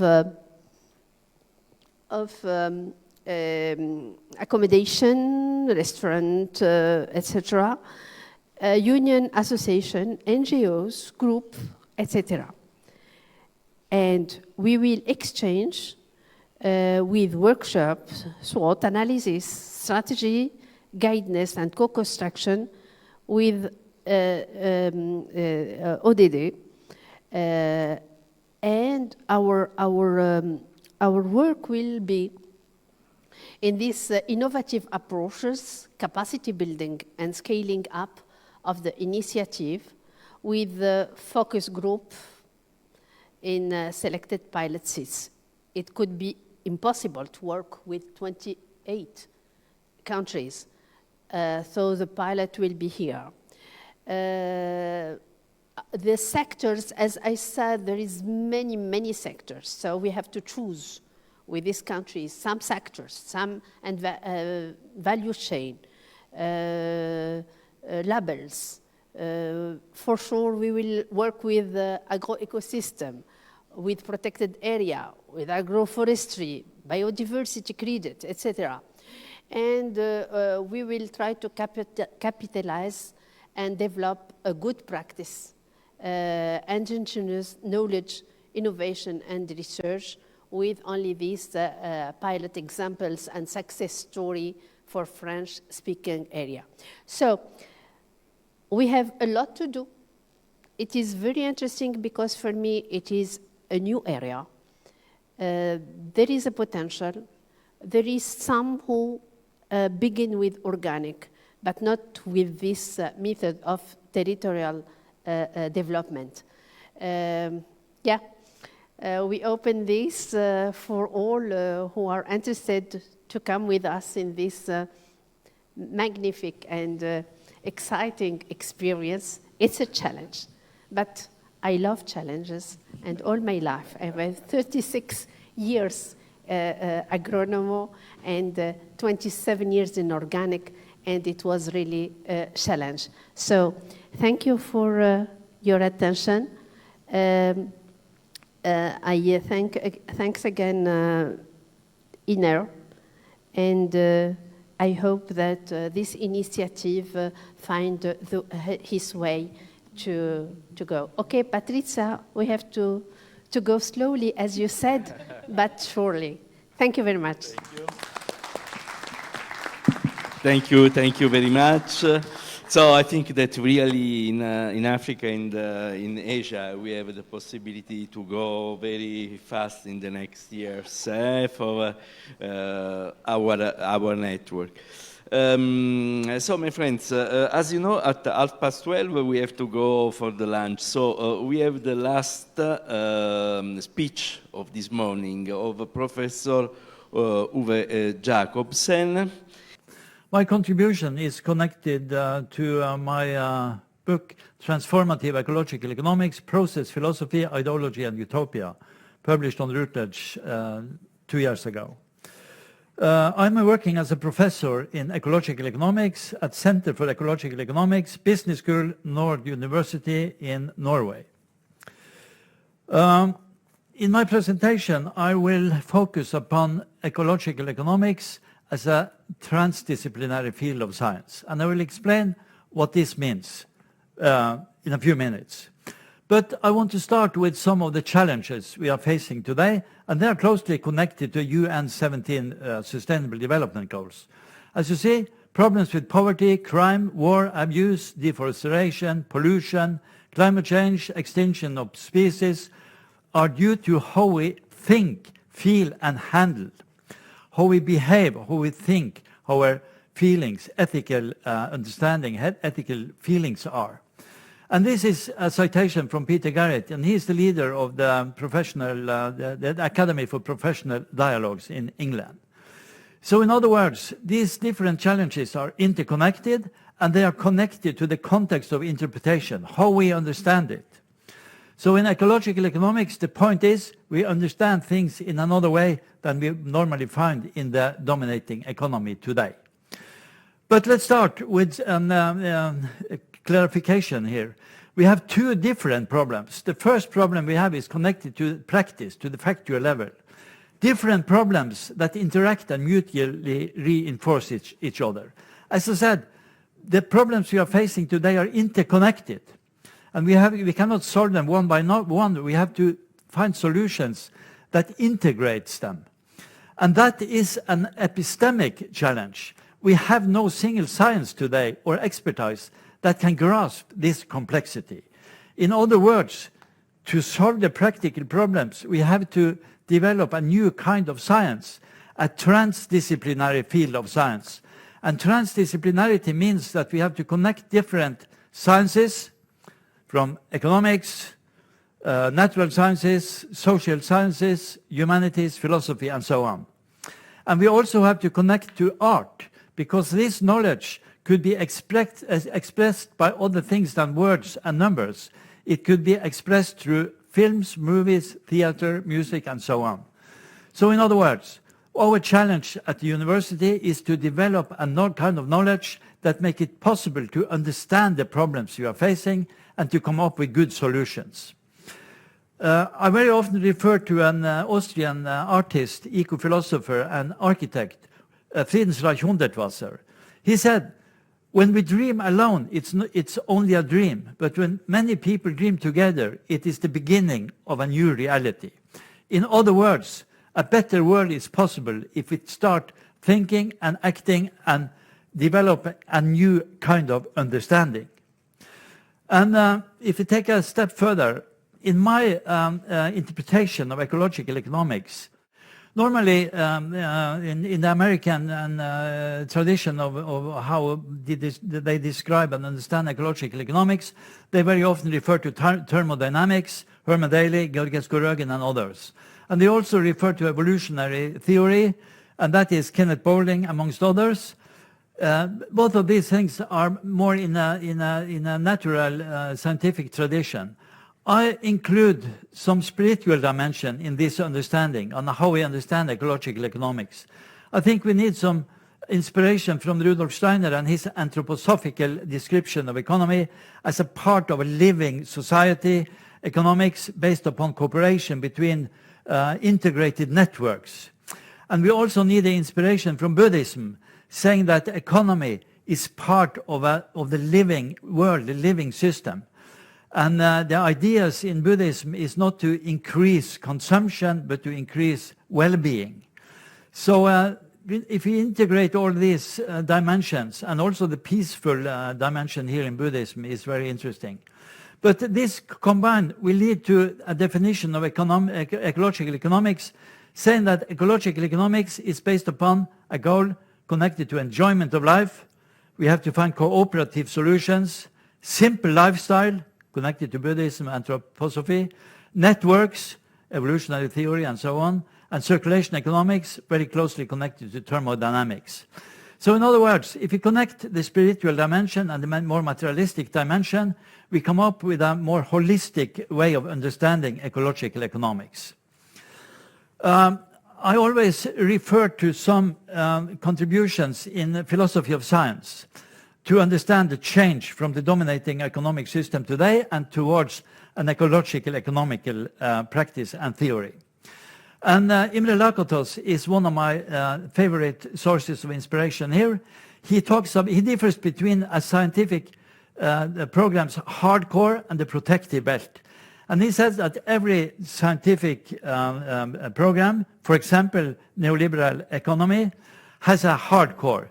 It's based on some theories, concepts, preconditions that are taken for granted and not questions, without threatening the whole research program. So in other words, the hardcore in the dominating economic program could not be questioned without questioning the whole system. What we can do is to make changes in the protective belt, theories and concepts that can be changed in order to protect the hardcore. And that is exactly what is happening today. Let me give an example. The hardcore in the dominating economy today is, for example, materialistic growth, it is competition, and it's strategic thinking. To save these accepted assumptions in the hardcore, the protective belt could be changed in a way that we talk about greening, green growth, and sustainable competition, and so on and so forth. I will come back to that in a moment. But the main thing here is, according to Lakatos, there is a change from the idea we found in Thomas Kuhn, the structure of scientific revolutions. Here, Lakatos said, it is possible with evolution, changes in the protective belt, to solve some of the problems connected to the research program or the economic system. But it could also be a revolution where we have to change some of the principles in the hardcore. So this is the challenge today. Is it enough to change something in the protective belt, or do we need a deeper change? The next contributor here is Paul Feyerabend, another philosopher of science, and he says that to solve the problems we are facing today, we need deep change. And he exemplifies it by saying, to reach new understanding, we have to ask questions that challenge and contradict well-established theories. In other words, we have to ask critical questions to the hardcore. The consistent conditions demanding that new hypotheses are consistent with accepted theories serves to keep the older theories in place. So in other words, when we try to put our research questions within accepted theories, then Feyerabend says we have a guarantee for not coming up with new solutions and new ideas. And he refers to history when he said that success by scientists has traditionally involved non-scientific elements, intuition, for example, or inspiration of different kinds. Erich Fromm, a psychologist, humanistic psychologist, said already in 1955, reform can be radical, change in the hardcore, that is going to its roots, or it can be superficial, trying to patch up symptoms without touching the causes, changes in the protective belt. So in other words, the question is it enough to make changes in the protective belt, or do we need deeper change? And to exemplify this, I will refer to green economy as a good example of changes in the protective belt. According to William Rees, a Canadian researcher, he says that green economy has to a small degree helped to solve the major environmental challenges. Indeed, green economy are often focused on hiding problems behind environmental friendly words and concepts. That is green growth, green marketing, sustainable competitiveness. In other words, green economy and the green shift that we hear much about these days is most of it is trying to reduce negative symptoms by making changes in the protective belt. And here is a very good example. Ken Webster in 2015 said that a circular economy is led by business for a profit within the rules of the game. Rules of the game means not asking questions to the hardcore. Higher competitiveness, part of the hardcore, higher resource security and material efficiency. To take a step further, how can we make the change from the changes in the protective belt to deep changes in the hardcore? I think utopian thinking is a pathway to reach a deeper understanding of that change process. And here I refer to a very long tradition back to Thomas More in 1516. He published a book called Utopia, And in the years after that and up till today, many books have been published. I very often refer to Karl Mannheim in 1936, published a book called Ideology and Utopia, and Paul Ricoeur, French philosopher, published a book with the same title in 1986, 50 years later, Ideology and Utopia. And today, Ruth Levitas, a professor in sociology in England, have a Center for Utopian Research, and she has published several books where she discussed utopia as a research method.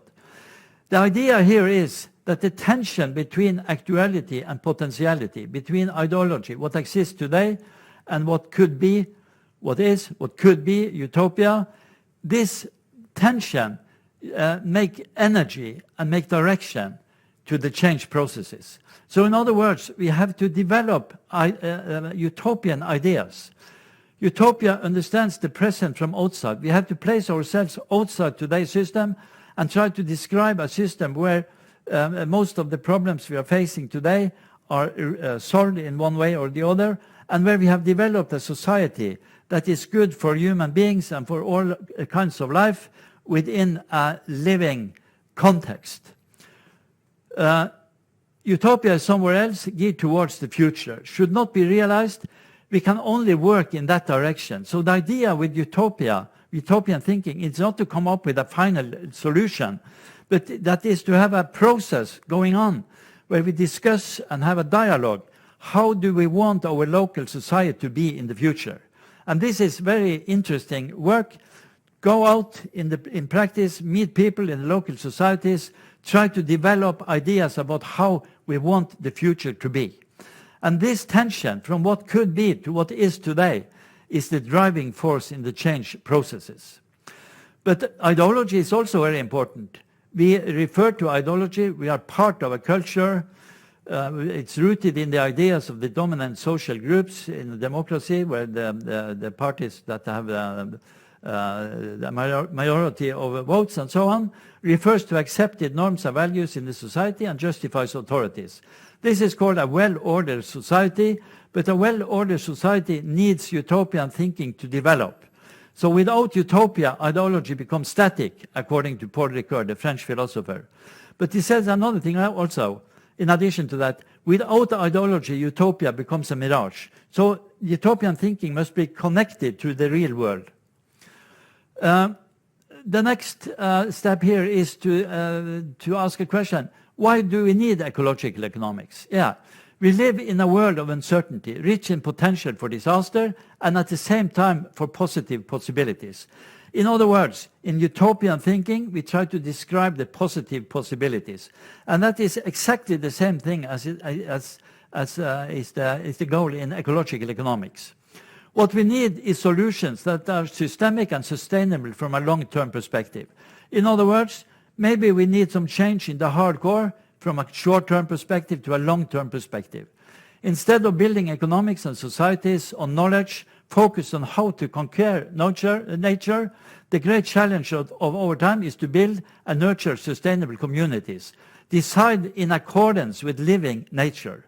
So we should learn from nature, not having economy as the dominant part, but having ecology as the reference when we develop a new society and a new economy. Research that gives power over nature must be replaced by an approach that teaches us how we can adapt to the principles found in nature. So in other words, people working with economy needs knowledge about ecology and natural sciences. This could be illustrated in the following way. The deep change is referring to a change from having economy as the context of interpretation. Today, when we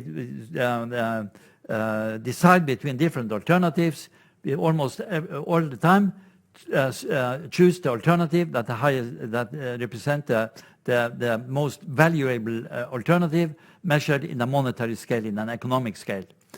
So ecology has value in economy because the resources have a market value and everything. Ecological systems, system thinking could be part of it. We try to get to describe ecology and nature, also culture, as part of the economy, having economic value. In the new system, ideology, utopia, organic utopia, ecological economics. In ecological economics, ecology is the frame of reference, is the context of interpretation. An economy is part of it. So we have to develop an economy that is in harmony with the ecology. Here is the other way around. And this means change in the hardcore from quantitative growth in the dominating economy today to qualitative development in the new economy, in the ecological utopian economy, from competition between autonomous actors on the market to cooperation, cooperative networks, integrated. From strategic thinking, meaning we have to make a plan to beat our enemies, to find partnership approach on business level. So the change here is very fundamental. We have a change in the frame of reference. From having economy as a frame of reference today, we need to develop an economy where the frame of reference is ecological understanding. The conceptual framework for ecological economics refers to economic theory and practice that see the economy as operating within rather than dominating the spheres of nature, society, and culture. As I said, in ecological economics, the context is changed. We try to understand and develop an economy that is in harmony with nature, with ecosystems, and social systems. Ecological economics refers to an economic system that is consistent and honors the basic principles of ecology, which ultimately are identical with what we call the systemic principles of life. So we have to go deep into it and find these principles and try to integrate it in economic theory and practice. The only valid purpose of the economy is to serve life processes in all kinds of social and ecological systems. So in other words, serve life processes instead of maximizing profits, as it is the goal today. And now I will exemplify this in a figure that I have called circulation economics. And here is a triple helix. 3 different circular connections are integrated in this figure. This is the starting point. This is what students in economy learn at business schools all over Europe and the Western world. They talk about production, they talk about distribution, and they talk about consumption. And how to make these things as efficient as possible and the connection between them as rational as possible to increase material growth, quantitative growth, and maximize income, profits. But we need some input and we have some output. The input is energy and material, and the output is energy and material. And most textbooks in business administration, marketing, strategic planning, and so on and so forth, do not mention this connection. They do not mention where energy and material comes from and where the waste, how it goes back into the ecosystems. This is not part of the economic theory, the economic understanding. But it is a necessary part of how economy functions in real life. So therefore my argument is we have to make a connection between economy and nature. We must know something about nature's source and sink capacity. How much can we take out of the ecosystem without disturbing the ecosystems? And how much waste can we put back into the ecosystems without disturbing the balance in nature? So in other words, this is the first thing. On epistemic level, we have to change the curriculum in business school, integrating nature in the scientific work. But this is what circular economy is most focused upon. This circular economy today says that we have to reuse resources. Just as I mentioned earlier, Ken Webster saying that circular economy, introducing redistribution here, could be an idea that could make it possible to have increased growth in the economy. But in this perspective, the idea is, and this idea, the concept redistributions come from a German professor in marketing, Waldemar Hopfenbeck. He introduced redistribution in economy in the 1970s. And he said this is important because Germany have not enough resources and they have not enough place for all the waste. So we have to reuse resources to decrease the input and to decrease the output. So now we have two connections, between economy and nature and within economy. And the third connection is between culture and economy. The culture is not part of the economy. The culture is outside the economy, having its own rules. The critical thinking is a central part of, for example, the universities. So knowledge and values should be developed to ask critical questions to how these things are functioning in order to develop a system that is in harmony with principles found in nature and in culture. Here we can say that because of entropy, what comes out of the system has less value compared to what is put into it. So the energy and material put into the economy is more useful than what comes out of it. Down here we have knowledge and values, but experience from this process makes it more valuable what comes out of it.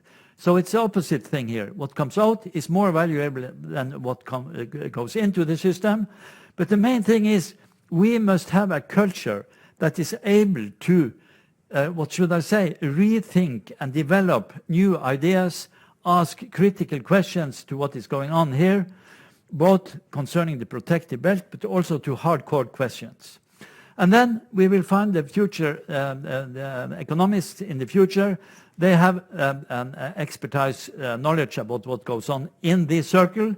But I think it's even more important that they also have some knowledge about natural sciences, how the ecosystems is functioning, and about culture, humanities, social sciences, how they know about science, how about what the society is functioning, to develop an economy that is in accordance with the sustainable goals in, for example, UN today, 17 Sustainable Development Goals. It's not enough to focus upon what's inside the circle. We must have knowledge here. And that means that the curriculum at business school must be changed dramatically. Another example of the epistemic challenges we are facing. And here is another expression. I will start with worldview. Because worldview, how we understand the world we're living in, has influence on how we develop our system, our practice, and the idea of the human being, the image of man over there. It comes very soon. In the Western part of the world, in Western philosophy, René Descartes in the 16th century said that the world is like a machine. So he introduced a mechanistic way of thinking in sciences, also in social sciences and economics. He said, I have explained the whole universe in the manner of a machine. And from that perspective, he developed what we call analytic science. That it means we study small parts and put it together. If we change the worldview from a mechanistic to an organic way of understanding the world we're living in, then it has influence on how we understand the system. The system will be changed from an atomistic competitive system based upon quantitative growth, strategic thinking, and so on, to cooperative networks, self-organizing cooperative networks. That is a change that will follow from rethinking how we understand the world. And if we go to the practice level, we will find out that in an organic system, based upon an organic worldview, the partnership approach is more relevant than this aggressive strategic thinking is. And if we take the last point here, the image of man, how we understand the economic actor, an organic way of thinking, integrated, how everything is integrated in a dynamic way, will change from this economic man saying that everybody, in accordance with what we just said, competitive competition between autonomous actors. The economic man is autonomous, have no connection to other people or to nature. The only thing is that is relevant here is to maximize profits or to maximize your own utility. In another way, a very egocentric way of thinking. The ecological man is a human being that is integrated in nature and society. And if you are integrated in nature and society, it is possible to develop an ecological economics based upon these principles. So in other words, the change from a mechanistic to an organic way of thinking or understanding the world we're living in is fundamental in this change process from the dominating economy, green economy as a change in the protective belt, and ecological economics as a change in the hardcore. And then I have developed this figure here saying that we can evaluate new projects along different dimensions. For example, is it connected to the dominating ideology, or is it more in the way of a utopian way of thinking? Is it based upon atomistic competition, or do it lead to developing cooperative networks, quantitative growth, or qualitative development, linear value change, circular value change, top-down, bottom-up initiatives? Are we asking people, are people together working together? When we develop things together, we are also co-responsible. So many positive things, or having bottom-up initiatives. Negative freedom, positive freedom, how to develop all our potential as a human being, as a local society, and more focused on fairness and efficiency. And every project that you meet in practice could be evaluated along these different dimensions, but this list is not complete. You can have other dimensions too that you find relevant in different contexts, and some of this is maybe not so relevant in other projects. So this is not a final list, but it's an example of how we can evaluate different projects on national level, on business level, in our private activities. Okay, and then some examples. What does this mean in practice? And here I have some examples from different documents in UN and other places. First of all, material consumption, it should be minimized, maximizing quality of life. To be rather than to have. We find this in Eastern philosophy, and we also find it in Western philosophy, amongst others, in humanistic psychology. Erich Fromm, for example, said to be rather than to have. Organization that promotes collaboration for the common good, self-organized, locally based dynamic networks, bottom-up initiatives. People are engaged, people are working together to find solutions, they are co-responsible, and so on and so forth. Food systems that take care of the soil, plants, animals, and humans, local food for local markets, instead of a production process that is based upon maximizing profits and quantitative growth. Decentralized circuit solutions for all materials, reduce, reuse, repair, and recycle, difference level in the hierarchy. Small-scale technology. Technology should be in the service of people, not people in the service of technology. And this is inspired from Fritz Schumacher, the one person in the Western tradition that described or exemplified Buddhist economy in the 1970s. Communities that characterized by diversity, cultural diversity, and biodiversity ensures resilience. In other words, a network of small companies in different sectors, in different industries, interconnected in a rich culture, living culture, would lead to the good life in the good society according to these ideas. And we see back more than 2,000 years, Plato said, social security for all, poverty is the mother of revolution and crime. So in other words, goal number 1 in UN's Sustainable Development Goals, get rid of poverty in all forms, is very important. It's very important that it's the first goal. We have to focus on that first of all. And maybe some of these ideas here could be an input to solve that kind of problems.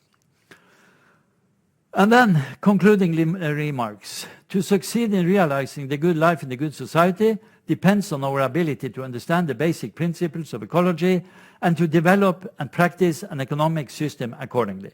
In other words, to sum up, when we change from having the economy as the context of interpretation to using knowledge about ecological systems as the context of interpretation, we will have a change both in economy but also in the whole society.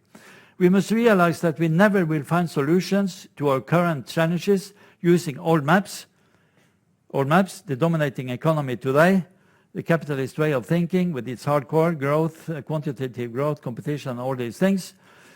To do more than reducing negative symptoms, we need deeper systemic change. So in the using the old maps, we can do changes, make changes in the protective belt and reduce negative symptoms. That's a good thing. But the real problems, to solve the real problems, we have to go deeper and ask critical questions in accordance with Feuerabend to the hard core of the economic system. The only valid purpose of the economy is to serve the life processes in all kinds of social and ecological systems.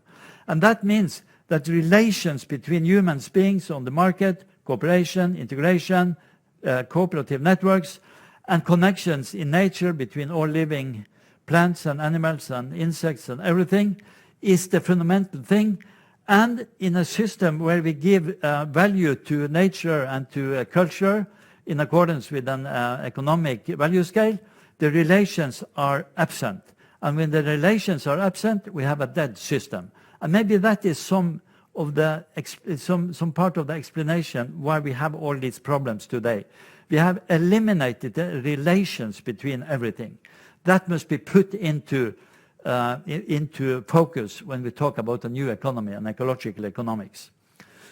And Ruth Levitas have an answer when people say to us, when you talk like that, it's completely utopian, it's not possible to do in practice, but we think it's interesting and maybe a good idea, but it's completely impossible to do it.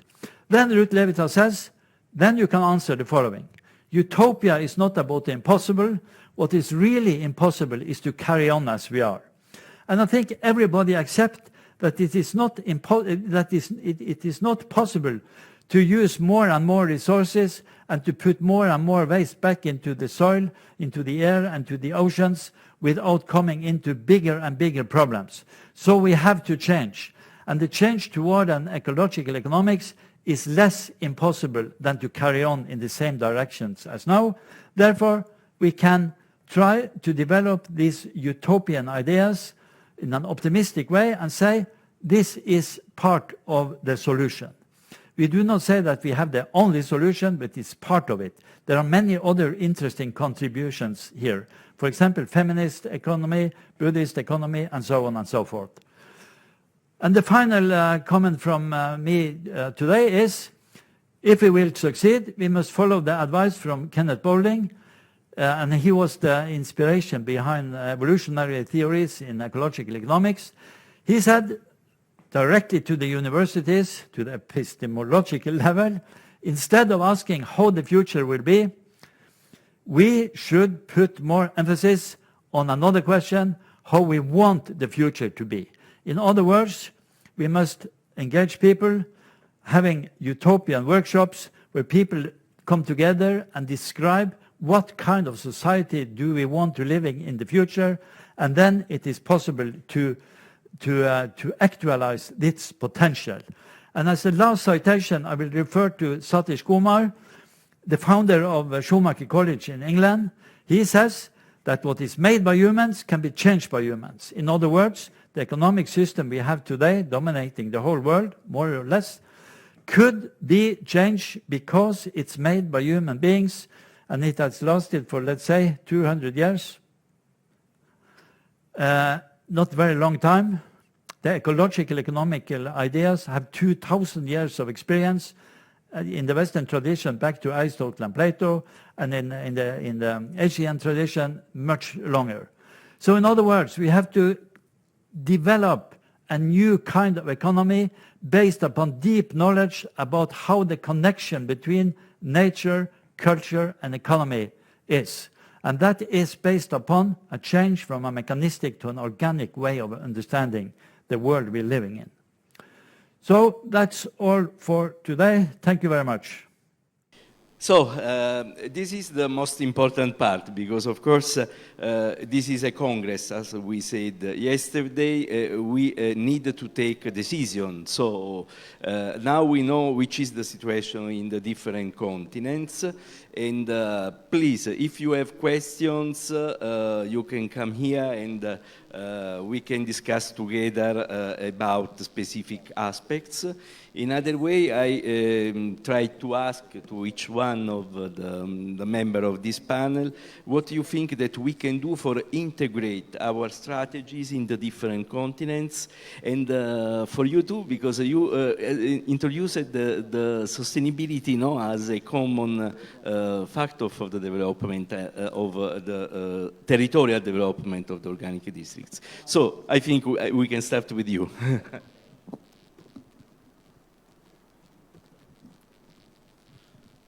I was very happy about the discussion, and I was very excited about the opportunity that we have in terms to create potential revenues using environmental assets, carbon, biodiversity credits, water credits, and so on, for the bio-districts or bioregions.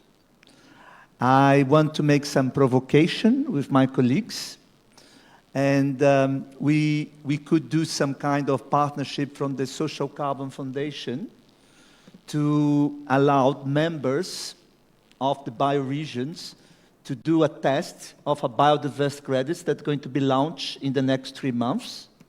And also, I think we could write a white paper together to try to show the potential of carbon generation, for example, using the methodologies that is already there, from Vera, from STM, from Gold Standard, even social carbon. I think this could be a good start in terms of to show that is quite important to generate.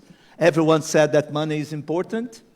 And if we are able to generate resources for the consolidation of the biodistricts and the maintenance, will be something amazing.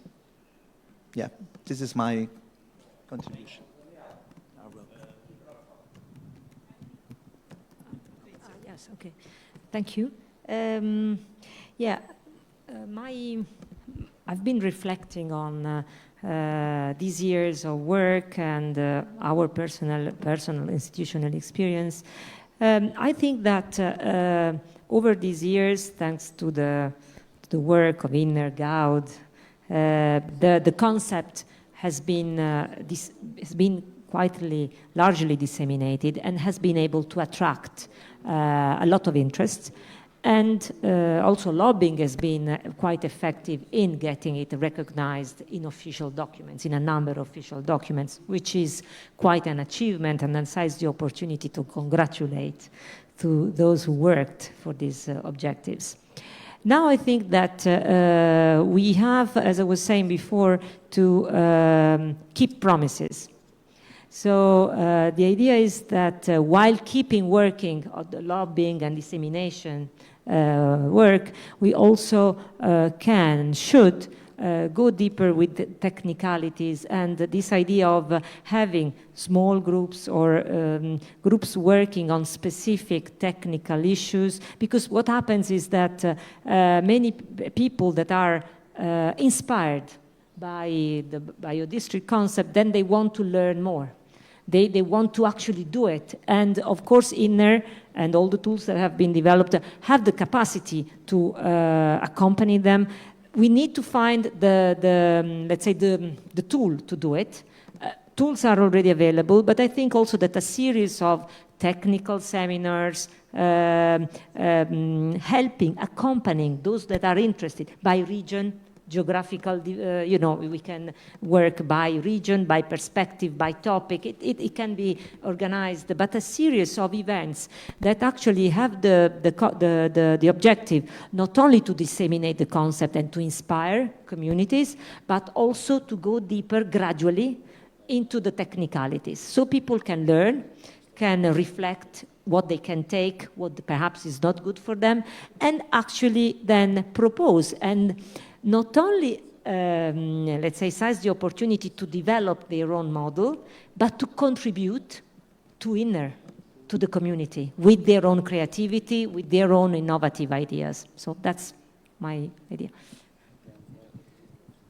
Perfect, thank you very much. So the idea is that to have common tools and common possibility to exchange experiences as this Congress, no? For example, in this way, should be more easy to have this exchange. Okay, so if you have something to please to ask. Divaldo, I want to talk about the presentations of Divaldo. Divaldo, it's necessary not only create value with the biodiversity, but with the geodiversity too, okay? Geodiversity, it's very important, patrimony, and it's important to create the value, geodiversity and biodiversity. Great. Other suggestion, please. This is one room, no? One room, one planet, one humanity. So don't exist this division of floor. And if you have something to tell, please ask. The microphone is there. You can put on your hand. Justin. After go back to you and to other friends, don't worry. So thank you.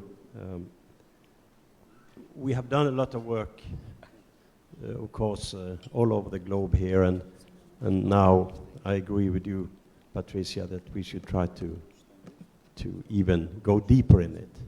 I must, as a piece of information, we're working now with IFOAM Organics International on new academy, global academy, and it is the intention to have biodistrict as one of the core subjects in this academy. So I think together here we can do something with the experience of all of us. And also I think we need this kind of forum, how to do this exchange on the global development. I mean, we have a lot of interesting ideas from Asia. We heard from Juan Pablo about Latin America. We have with Samia from Africa. And of course, we have the EU Commission and the work in Europe. But we should try to find kind of a forum, a kind of a group that should have an overall exchange of these in order to share what we know and what progress we may make. So both things, just also deeper, but also having the overall perspective of sharing the development, because this is the time for action now. We know that the 17 development goals, we are far away from reaching them. And we being what we call a peace movement, both for nature and for humanity. This is our time now, so we have to do something together. Thank you. Thank you, Justin. So for the final declaration too of the Congress, because we have to imagine that at the end we have to write what we decide, of course. We can imagine to the use of common tools, more possibility to exchange our ideas, the Academy of IFOAM for, as platform for training on the organic districts. But Jennifer, please.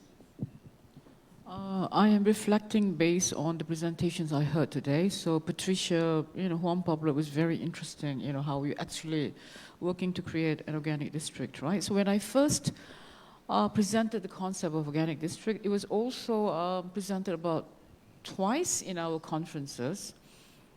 The county where we are based is an organic county, They were asking me, so what's new? We have been doing this forever. And they've got all the components, but it's just not called an organic district. Okay, that's one reaction.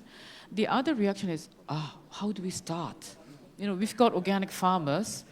Now what? So I said, well, we've got the toolkit. It's like, okay, that's so vague for them. So they come to the conferences, they learn to share.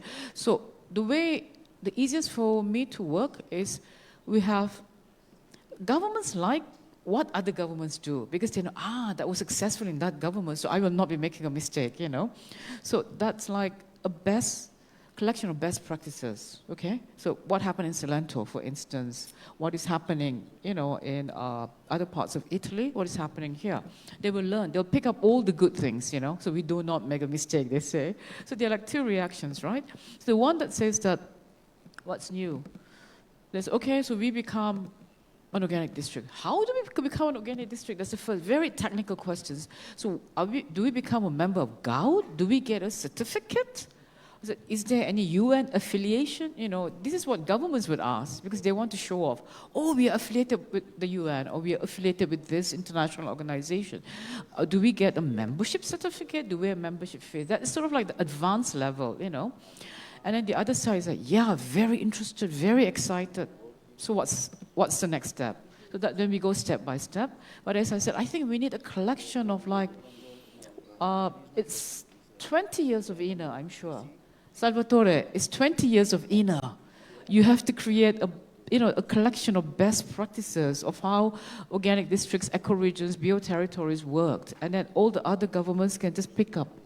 Luckily, we already have the toolkit from Professor Cesare, so we can also use that. You know, they will pick all the good things, right? So I think if we share like this, I'm glad that 2-3 local governments here from Asia, they are learning.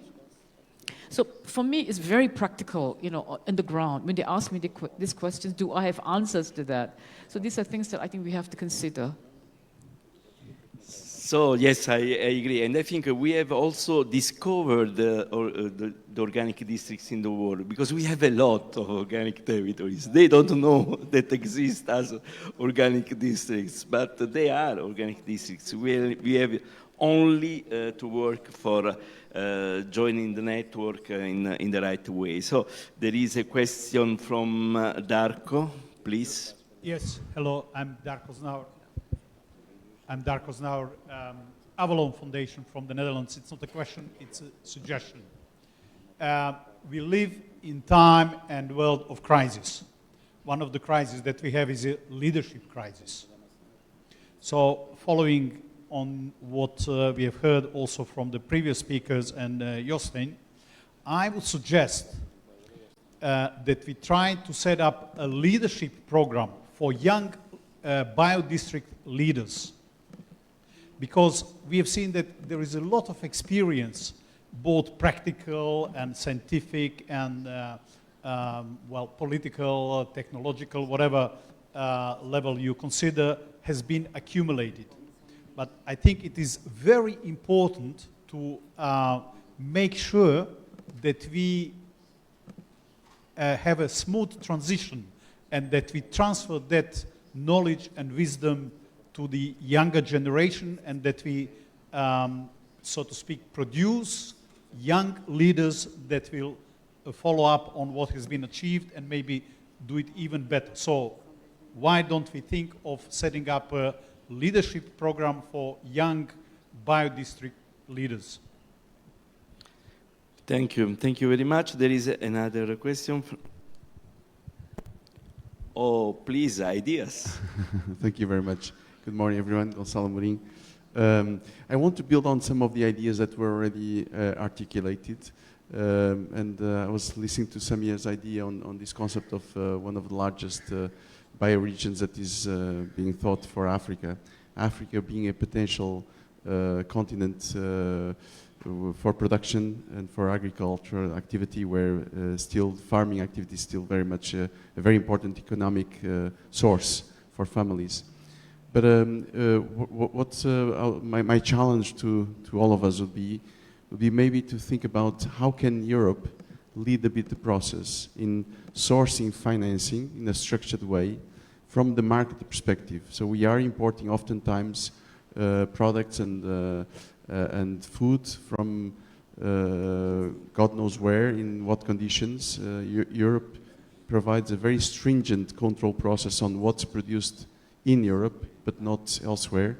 So thinking of all the technologies, all the knowledge that we know, could we structure a process whereby even some private investors, crowd-funded investors, could support the activities that are developed, but from a market perspective. So we know that there's a need for organic coffee, from I don't know, Auchan or Continent or specialty shops. We should aggregate these market demand perspectives and then help the farmers with knowledge and tools to educate them to produce in high quality, traceability, controlled processes.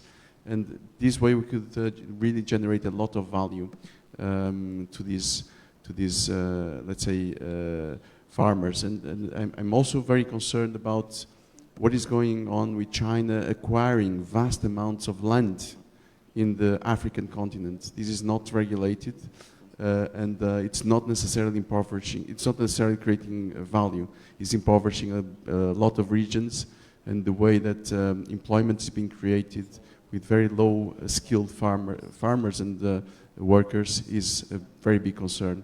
I'd say Europe needs to act the world needs to act on this, and your project could be a very good pilot program to deploy these good standards and set the barrier from a market perspective, traceability, quality-wise, and generate good jobs. This is what Africa needs, and of course value, also aggregation as well. Thank you. No, thank you. And I think that Juan Pablo made a lot of work on this in particular, of course, in Latin America, but not only. Before to go back to Justin, if Justin, we can listen from Juan Pablo 2 words about this question. Thank you. So I think you said 2 very important things. One is financial issues, how we can finance this process. In terms of that, we are seeing that at the international level, financements for food systems are increasing, but this connection between initiatives is increasing at the same time. So we are seeing a lot of projects that are focusing different elements that could be same targets, same words, but not same actions, are not connected actions. So I think that we need to invite our movements to work together. If somebody is doing a project somewhere, to give and to build up from the projects that we've been doing. So try to co-create projects and financements together. That would be more efficient, our organization, and at the same time we would get much more benefits on what we are doing. So on this level we will share what Patrizia was saying before of methodologies and so on, and what Salvatore was saying about the perspective that we want in the future. So how we can work in all this together, trying to build up from common organization of projects, sharing information, but trying to have, let's say, a structure where we can be connected all the time in fixed events with groups, with different targets, but we are focusing, trying to get funds from all our organizations with a shared roadmap. And from there, building up different tools and mechanisms that can go from the second part that you were asking about how a farmer can be involved. Because at the end, we see that there are many biodistricts already working. There are many institutions and programs and, let's say, labels and certifications that are on the place, and how we can differentiate on biodistrict for them in order to get information, practice, and involved. So biodistrict opportunity needs to be something that is useful with kids that simplify lives of users of the biodistrict, connect different stakeholders with the instrument that we can create a facilitation, not just another thing that we can add another element of creating database, doing things that at the end are not practical. We need to be very practical, we need to coordinate our financement, and we need to go on the same direction. So I think this is an important connection in order to achieve our results. So thank you, Justin. We have to try not to make a synthesis because finally we have to write. Please, Justin. No, I'm not in that character. But thank you for your challenge. We must take that. I mean, for me, the next phase of organic district is a new world trade. The world trade is killing us. I mean, we cannot do it. These big players, they don't want ecology, they don't want human dignity. So we have to see how can we now form a group that really can go deeper into your question. And this is to you also, Patrizia. We need this group for fair trade, really fair trade between biodistrict in the world. Sharing what we have. I heard you, Juan Pablo, also with this. You can share what is the production next year.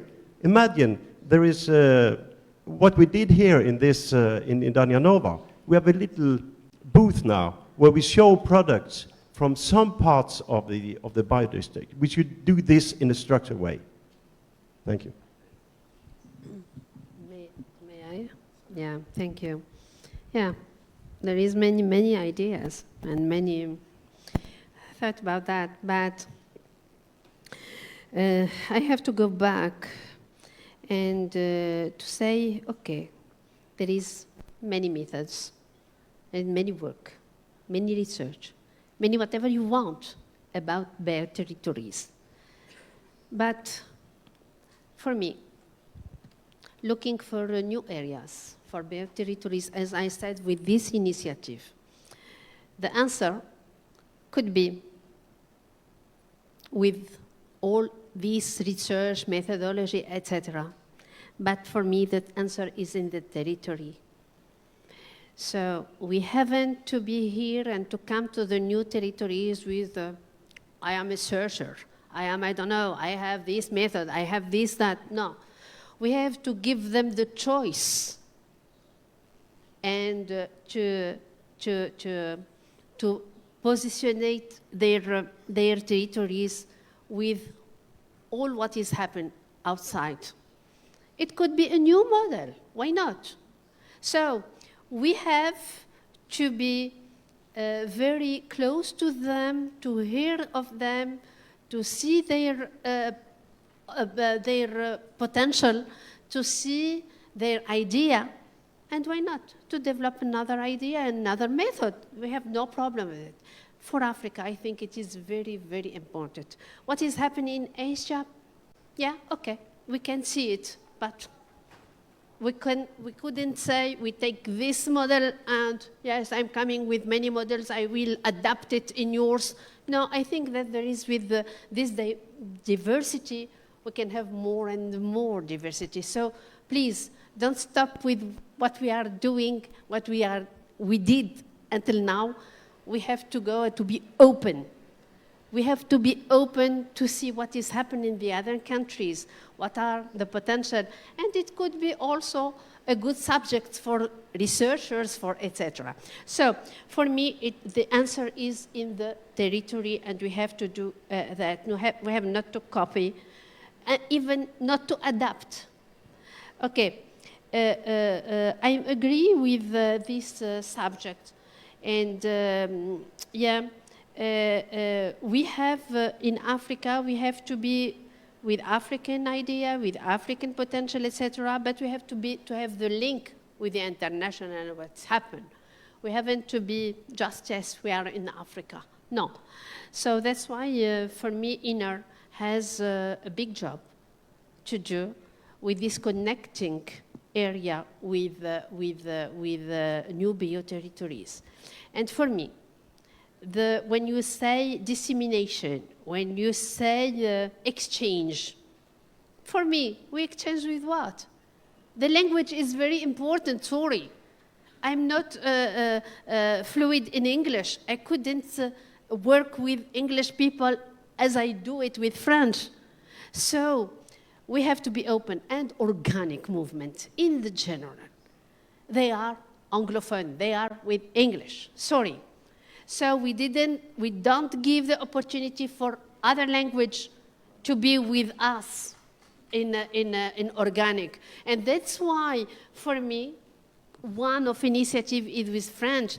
For me, I have about 30 years in organic, and I'm not able to work very fluently and easy with English. But I could do it with Arabic, with French, with other. So please, organic is not only English. Thank you. So thank you. Of course, what is important is the biodiversity also in the languages, in the organic. And for this, I think, of course, we have to start with a platform, multi-language platform. We can do as GAUD and IN.N.E.R in the next years. This can do one of the challenge, no, that we can insert for the work of the next 5 years. So I hope to meet again in 2029 with this platform. And in particular, we have the need to involve more countries, in particular from Africa and from Latin America. Here we have Veronica. So Veronica, you are silent, but you are very important for our network. Please, if you have more ideas, or you can tell something about the rule of CIAO and in general, in which way we can give more speed to the process of creation in the right way, new organic territories. Your contribute is very welcome. Thank you, Salvatore. I think we face many challenges in America. Also, I think it's the government changes, many initiatives that are beginning, sometimes with the government changing dilute. So having leaders, not only the government, having leaders within the territories, I think is a really big challenge. Also, in our countries, the CIAO members, we see sometimes the control authorities are more strength than the foment, the promoting authorities. So sometimes you have a lot of control, but there is not a lot of promotion for the organic agriculture. So that's the other thing that we face in America. As Juan Pablo said, also most of the potential or all the production is going for the exporting and is not for the local consumption. So that's another thing that we are facing, and is not the same reality as we see in Europe. The consumer doesn't recognize the values and not willing to pay that much in our countries. So I think that's the reality, as the African representative says, that most of the time that's why we're not able to take some experience from Europe or Asia and take it to our territories, because we are facing different challenges. So I think that's the work we need to start doing in the territories, and step by step, country by country. So I think that's a good start that we have with Juan Pablo and many countries that in America want to join this initiative. So we need the support and work together in these years. Thank you. So, great, thank you. I see a silent scientific responsible of IN.N.E.R, the Professor Zanassi. But please, if you have, the microphone is there, so it's easy to reach you. Okay, thank you, Salvatore. I was silent because the things we were discussing on this stage have been discussed previously, individually with everybody. So I was not trying to just add things which have been already said. Well, I was reflecting upon one thing. You know, in Italy we have a term which is called poisoned meatball, and means something which apparently is very great, very good for you, and then it can damage your body. In this case, I'm talking about financing.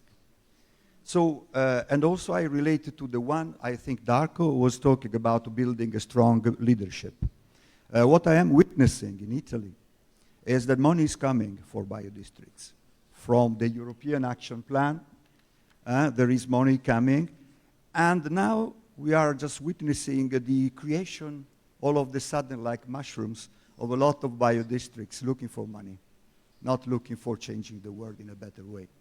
So there are many challenges. It's a very complex situation, so I don't want it to be too long in my discussion, but I want to focus on this. So one possible vaccine against this challenge, this threat to the integrity of biodistricts. You know, we can have, strong lobbies which can enter the biodistrict movement, change it from its roots, because they have the power, they have political connections, they have very capable and a lot people and a lot of financial resources which can overtake our movement. It happened for the fair trade, for instance. Yeah? The idea of fair trade was kidnapped by Starbucks and other things. So what I'm saying is we should really work a lot on conveying this idea of creating a strongly rooted biodistrict and creating strong local leadership, which cannot fall into the trap of being absorbed by the greed type of situation in which sometimes we could find ourselves. You know? So money could be dangerous. We need it, we need money, but we need also people who can use it in the proper way. So we should build, in my opinion, strong leadership. People who can react towards the temptation of falling in the trap of just looking for money. Okay, this is one contribution which I think we can consider. Thank you very much. Thank you very much, Cesare.